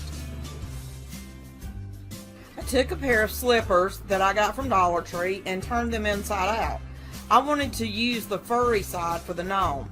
Then I stuck the beer bottle into the slipper, and I used my Monvic glue gun to secure the slipper to the bottle.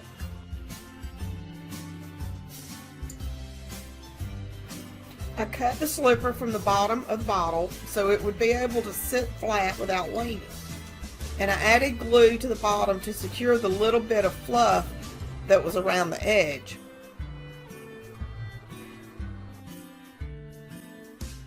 I took a large wood bead and placed it at the middle rim of the bottle.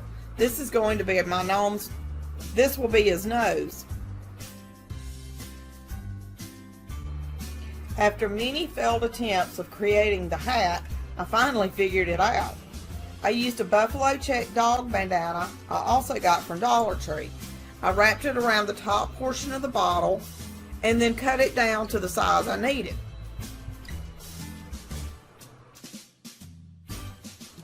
I turned the bandana inside out and glued it down the seams.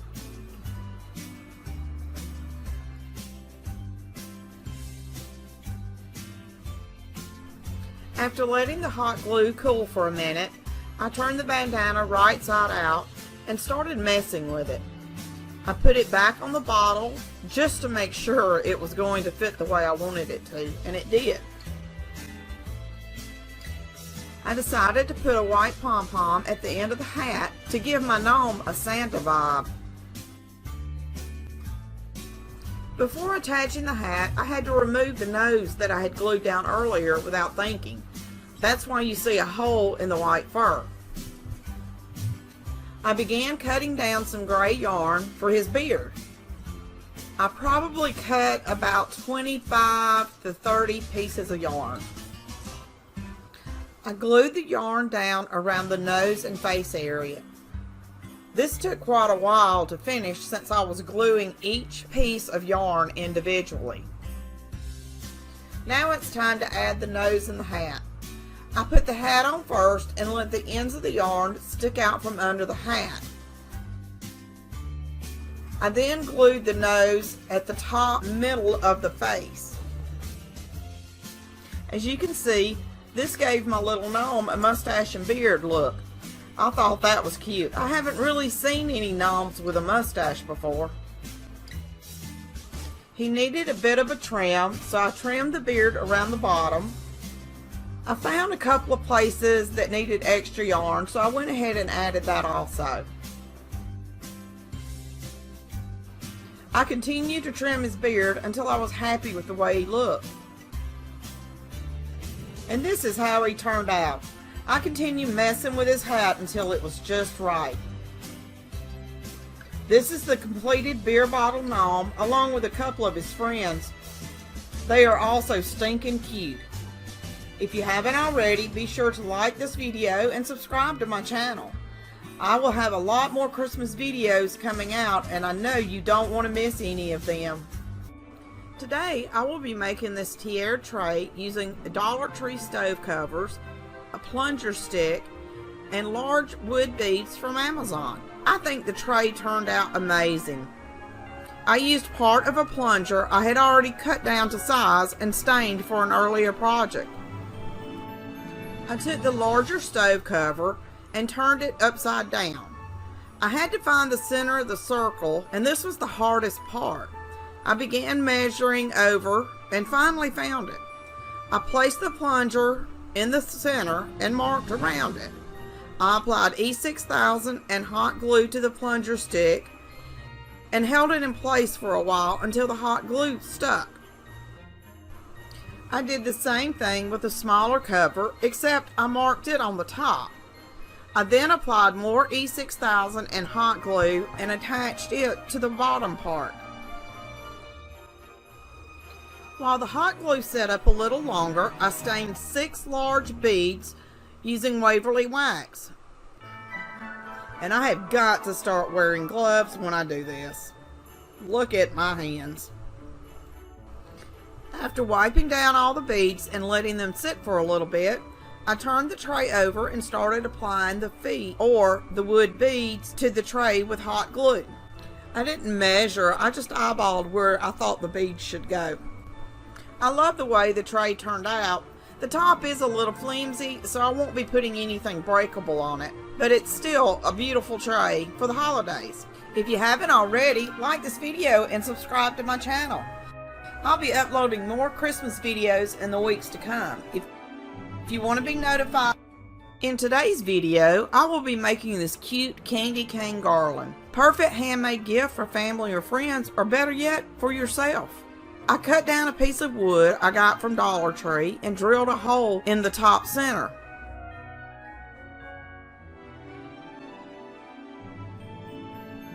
Then I used my Waverly stain and stained the entire piece.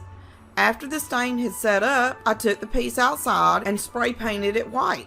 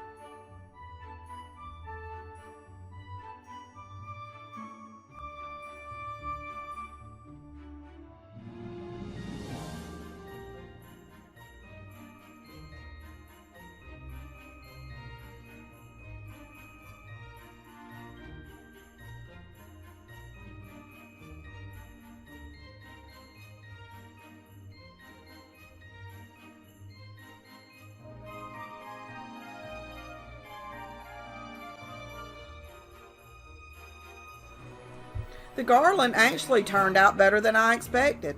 This is a simple handmade gift, perfect for family and friends this Christmas season.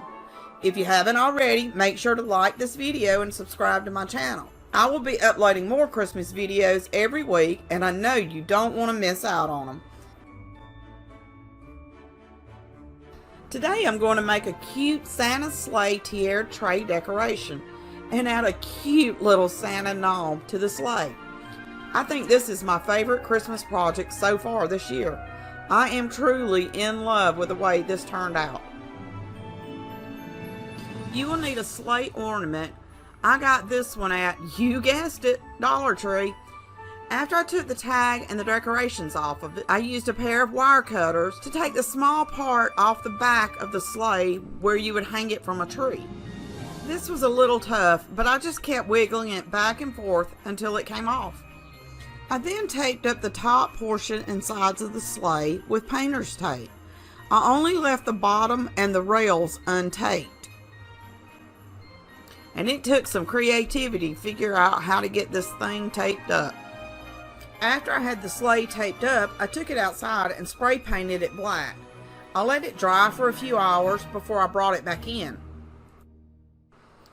After it was dry, I removed the painter's tape. I applied Mod Podge to help the chalk paint adhere to the metal.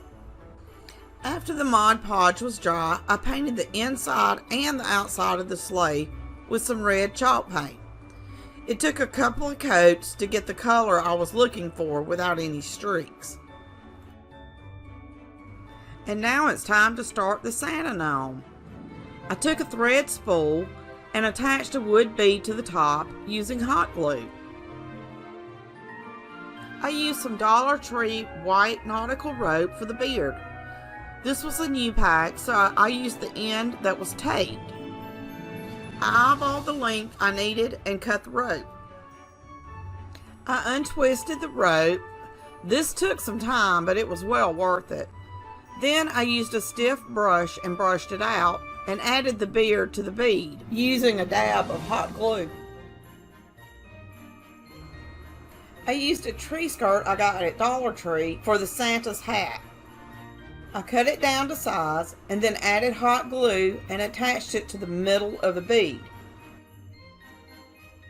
I then started twisting and hot gluing the hat down the way I wanted.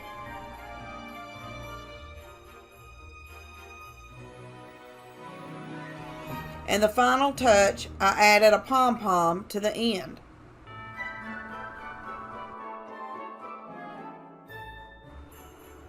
Now it's time to add Santa to his sleigh. I needed him to sit a little higher, so I added a short stem to raise him up. I then glued him to the inside middle of the sleigh. This is the final look. I think it is so stinking cute.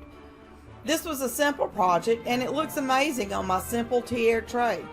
If you haven't already, make sure to like this video and subscribe to my channel. I will have more of Christmas videos every week until Christmas, and you know you don't want to miss them. So today I'm going to show you how to make these adorable rustic wood tiara tray signs or Christmas decorations, and this adorable Santa sleigh with a little Santa gnome inside. For the signs, I started with wood I got from Hobby Lobby, and I cut it down to 2.5 by 2.5 inch squares. I mixed black paint and water to give the wood a stained look without having to use stain. I painted the blocks with the paint and water mixture and then wiped them all off with a paper towel. While the wood was drying, I used my Cricut and cut out 4 little Christmas designs that I liked. I will leave a link in the description below for the pre-cut vinyl in case you don't have a cutting machine and you want to do this project. I will also include some other designs I have made. After the wood was dried, I applied the vinyl to each of the blocks, making sure I had centered each design. I then used my iron and a thin piece of fabric to melt the vinyl into all the cracks and crevices of the wood. This gives the blocks more of a hand-painted look without the mess of paint.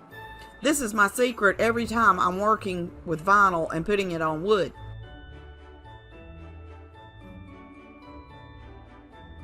And this is what each block looked like after I applied the vinyl. Next, I added a piece of twine to the back of each block so it could be hung or just sat on a flat surface. On the Believe sign, I added a small burlap bow to set it apart from the others. I love the way they all turned out. If you haven't already, be sure to like this video and subscribe to my channel. Today, I will be making this cute Christmas mini garland that is perfect for a tiara tray and this adorable Christmas mini wood sign. Not only are these perfect for tiara trays, but they also make great gift-giving ideas for this Christmas.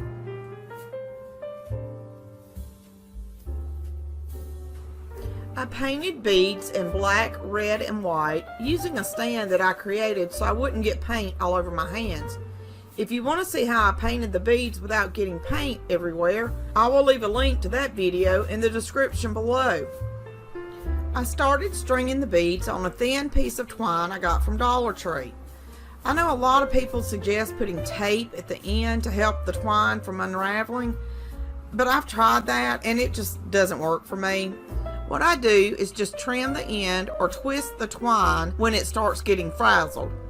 I will also use a pair of scissors or a pair of tweezers to clean out the hole in the bead if it seems to have leftover wood pieces in it. Now we need to create a tassel for the end of our garland. I only created one tassel for the end, but now I wish I would have made two. But of course, I cut the end too short to add a tassel unless I want to restring everything. So I guess I'll be making another one with tassels at both ends. I used some lace ribbon from Dollar Tree, some wired buffalo check ribbon from Hobby Lobby, and some of the twine I used to create the garland. I cut everything to about the same length, and I also cut the wired part off of the buffalo ribbon. I didn't want my tassel to be stiff. I then cut the buffalo ribbon down to about the same width as the lace ribbon. So this gave me 3 strips of the buffalo ribbon, which of course meant I needed 3 strips of lace ribbon and twine. I layered all the ribbon together by stacking one on top of another. I used some more twine and wrapped it around the top of the tassel. I tied a double knot to start, and I left the end of the knot at the top of the tassel. This will help when attaching the tassel to the garland.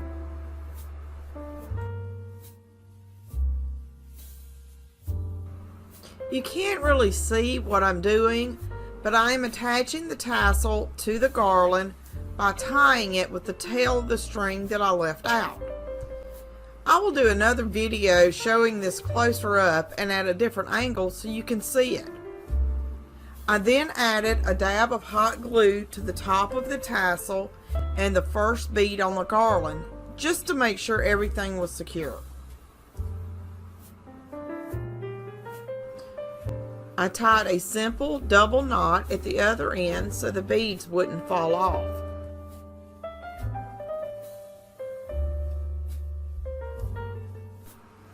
I wanted more of a tattered look, so I began stripping off some of the pieces of the buffalo ribbon.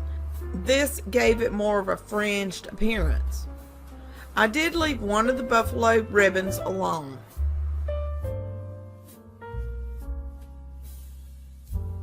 When I was finished, this is what it looked like.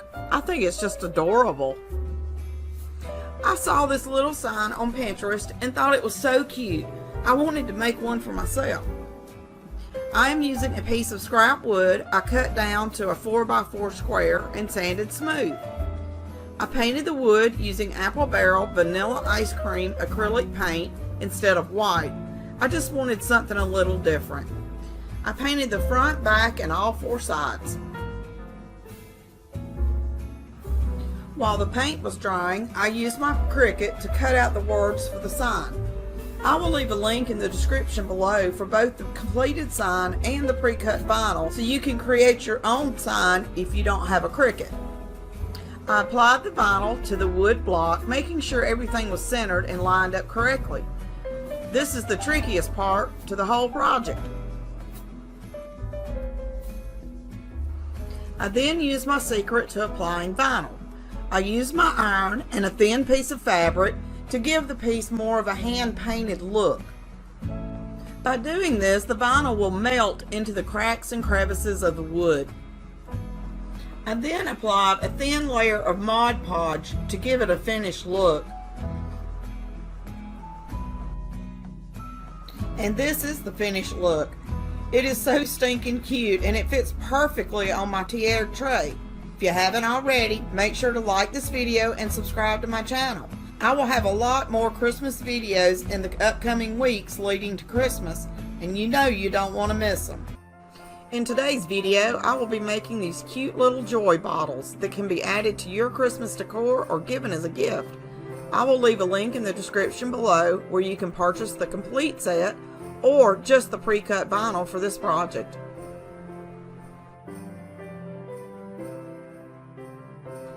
The items you will need for this project are 3 bottles painted white, 2 wide ribbon in the color and pattern of your choice, 3 some twine, and 4 a hot glue gun. I used one of the bottles to measure the ribbon and then cut 4 pieces of ribbon to that length.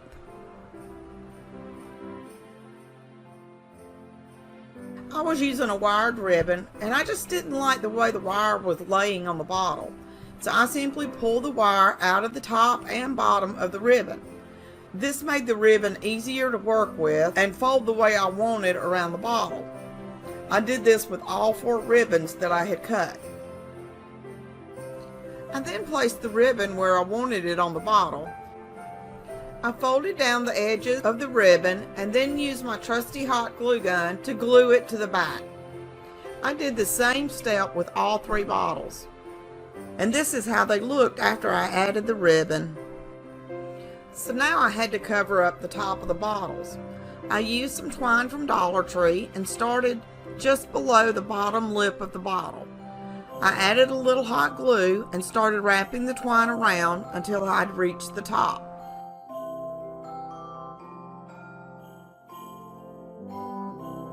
When I got to the top, I added a little more hot glue and cut the twine off, pushing the tail of the twine into the hot glue.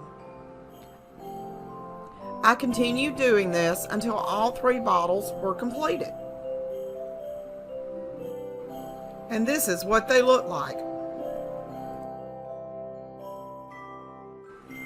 I used my Cricut and cut out the letters for Joy using a Ray Dunn inspired font from DeFont. I just love this font and try it on everything. I didn't use transfer paper. I simply pulled the letters off and placed them in the center of the ribbon on the front of the bottle. I wanted to make sure I was keeping the seam in the back.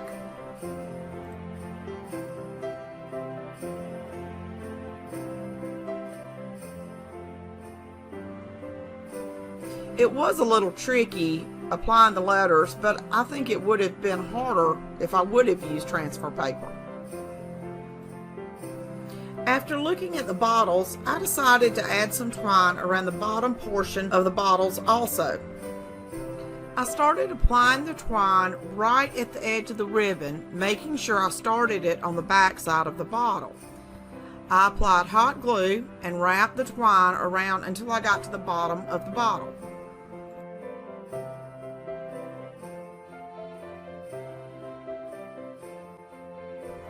To finish it off, I used some Christmas tree greenery from one of Dollar Tree's Christmas ornaments. I'm going to be using the ornament itself in another video, but I didn't need the greenery for what I have in mind. I picked where I wanted the items to go on the bottles and simply hot glued everything into place.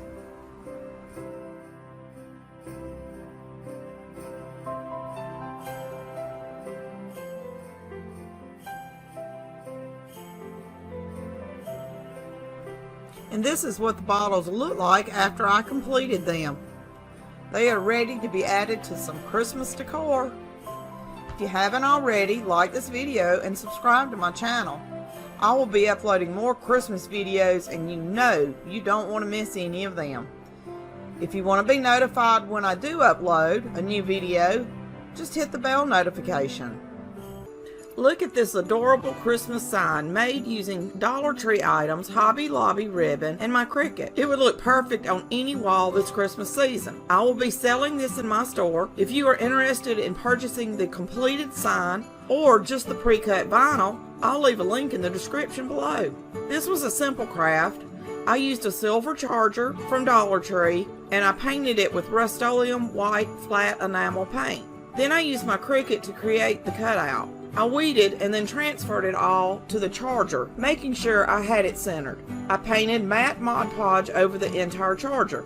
I used this clear shelf liner by Duck as my transfer paper. I've been having a lot of problems with transfer paper not wanting to stick, so I picked some of this up, and I will tell you, it is the best thing since sliced bread. I'll add a link to the description for this product just in case you want to try it out. Then I took some Dollar Tree natural nautical rope and hot glued it around the edge of the charger, starting at the top center.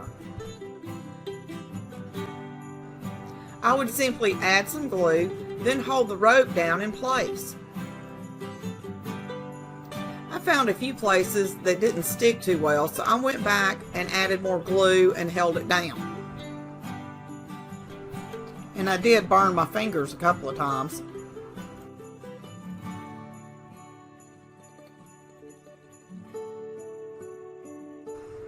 I used my scissors to cut the extra rope off the top, and I think it's time for a new pair of scissors. I created a loop and hot glued some of it to itself. I held it in place for a moment. Then I cut off the excess rope. I found the top center and glued the loop onto the charger.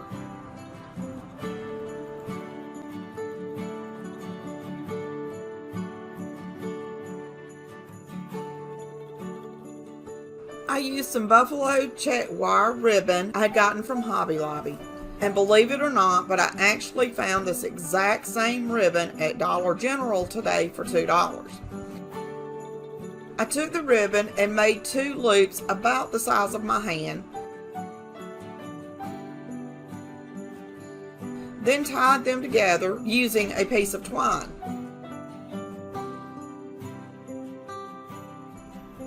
I hot glued the bow to the charger and fluffed it up until I liked the way it looked.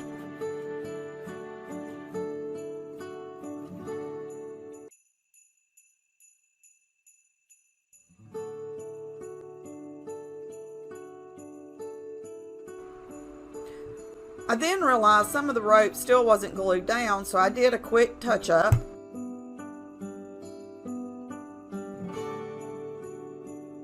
And voila, I was done. If you haven't already, please like this video and subscribe to my channel. I will be putting out new Christmas videos from now until Christmas Day. If you want to be notified when I upload a new video, simply hit the bell notification.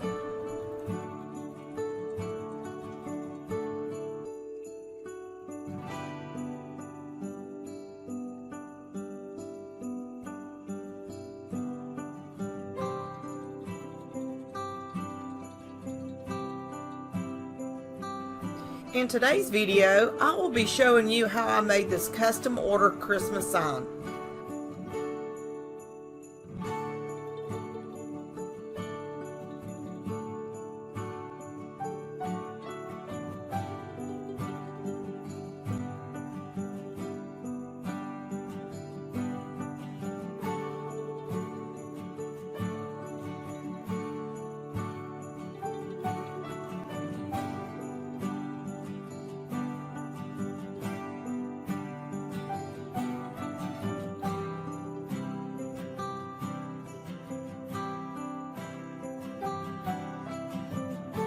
After I was finished sanding, I sprayed rubbing alcohol onto the sign and wiped it down with a rag.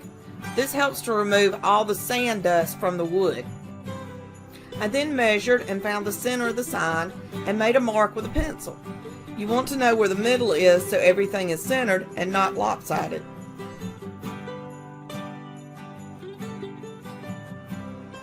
I started placing the vinyl on the sign, keeping in mind where the middle was. Some of the pieces were large enough that I didn't use transfer tape, but other pieces I had to.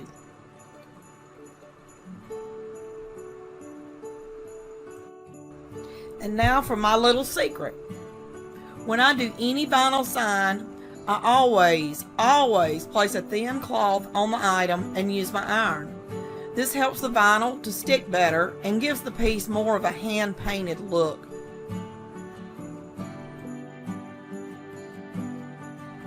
After the first try, I still didn't like the way the vinyl was laying, so I ironed the sign again. It's funny that I'll use an iron on my signs, but I'll toss a shirt back into the dryer 3 or 4 times to get the wrinkles out. I really hate to iron. You really can't tell it on here, but the vinyl has actually melted into the creases of the sign. This is what gives it more of a hand-painted look than just sticking the vinyl on. This is what the final product looks like. I hope my customer loves it as much as I do. I may have to make another one just for myself.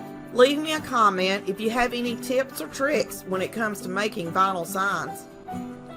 If you haven't already, like this video and subscribe to my channel. I'll be publishing a lot more Christmas crafts in the weeks to come. If you want to be notified when I upload a new video, just hit the bell notification.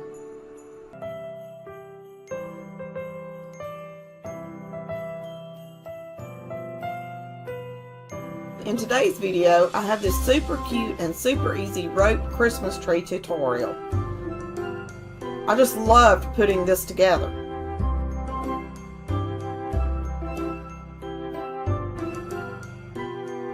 You will need a canning lid or something round with edges, 4 skewers from Dollar Tree, a bead that the skewers will all fit in, and of course a hot glue gun and sticks. The first thing I did was to hot glue all 4 skewers into the bead at the top. Then I just pulled the skewers to the side and glued them around the lid, and it looks something like this. You will also need some rope. I got this from Dollar Tree. I started by gluing the rope to the bottom around the lid.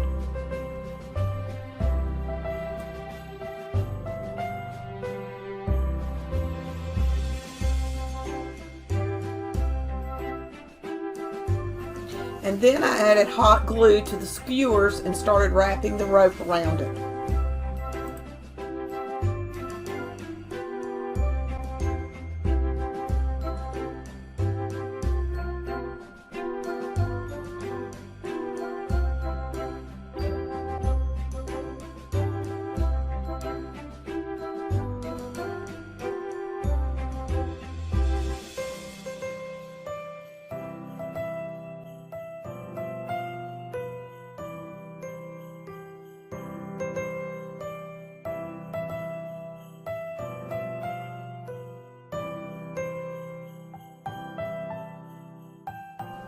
I had to use 2 packages of the rope from Dollar Tree to completely wrap the tree.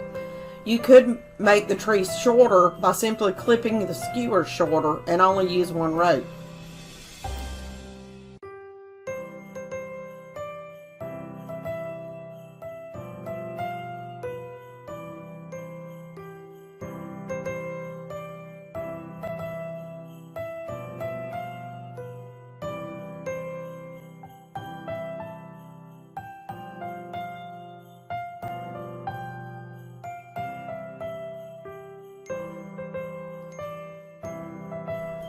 Once I got to the top, I cut the rope and pressed it into the space so it was flush with the rest of the rope.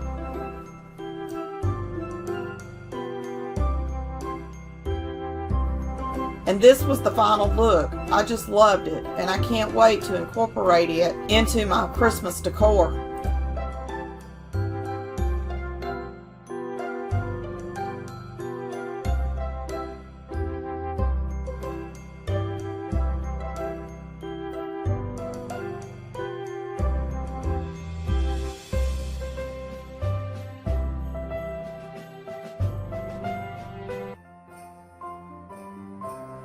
In today's video, I will show you how to create these book stacks that everyone has fallen in love with, and this adorable little gnome.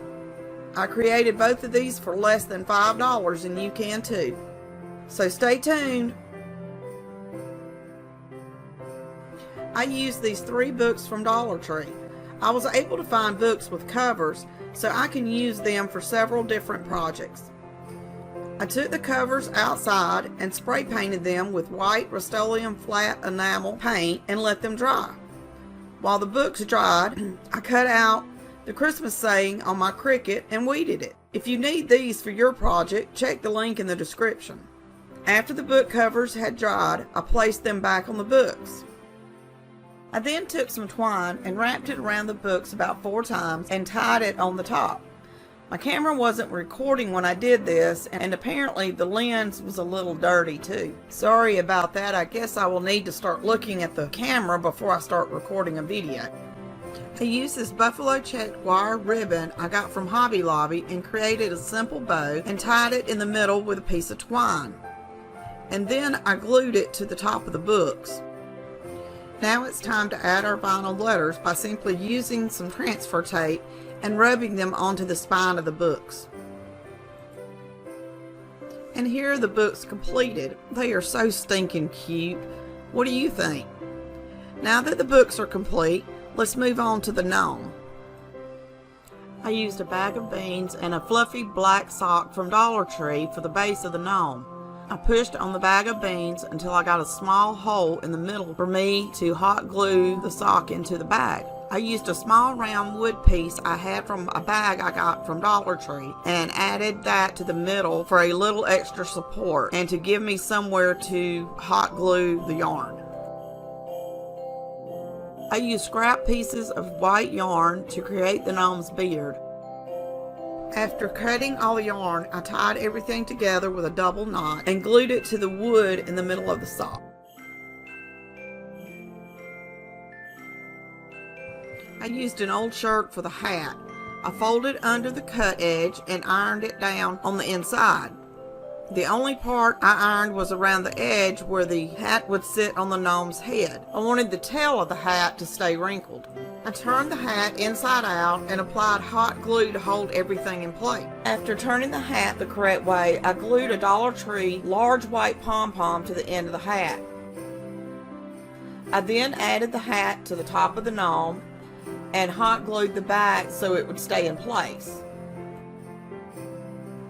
For his nose, I used another piece of wood and hot glued it in the middle.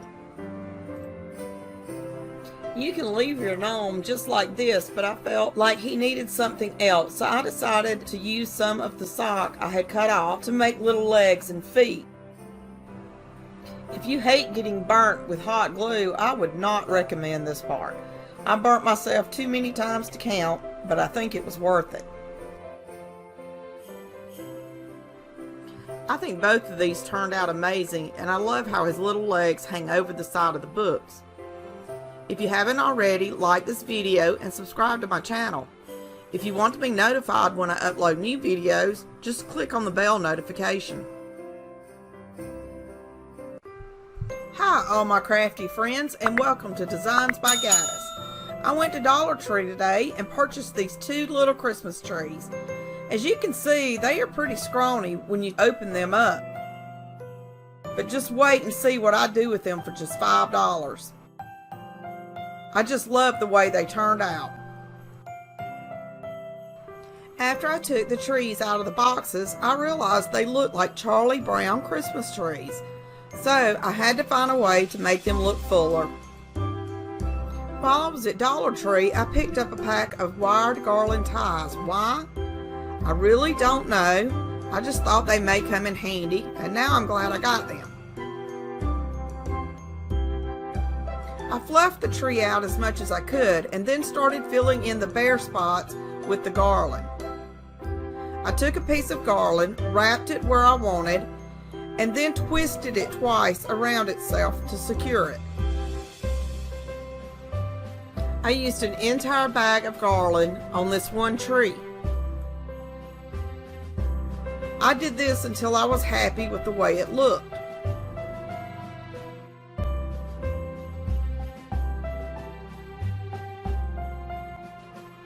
And see what a big difference a little garland fluffing can do?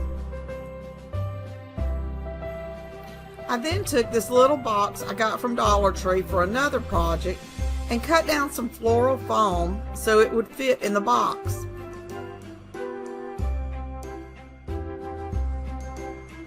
I took the legs off the tree and then just simply pulled the end of the tree off and stuck it in the floral foam in the box.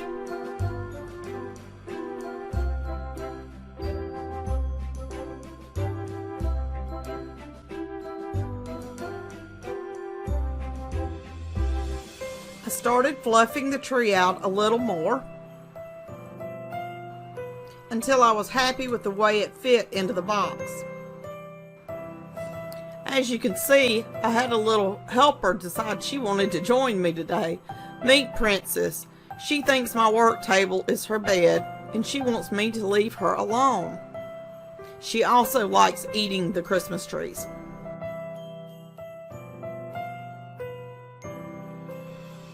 I found some brown burlap ribbon I had left over from fall, so I cut it down and placed it on top of the foam in the box to cover it up. And yes, Princess is still trying to help, or rather, trying to figure out how she can destroy my little Christmas tree. I had a small pack of LED lights from Dollar Tree, so I got them out and added batteries to make sure they worked. They did, so I went ahead and used them on the front of the tree. I hid the battery pack in the box and covered it up with the brown burlap ribbon. Here are the two trees side by side. What a difference a little garland and lights can do for a Charlie Brown Christmas tree. Make sure you like this video and subscribe to my channel. I will be hand making all the ornaments for this tree. And I know you don't want to miss a minute of all the Christmas fun we are going to be having here. If you want to be notified when I upload a new video, simply hit the bell notification. Merry Christmas! And as always, thanks for watching.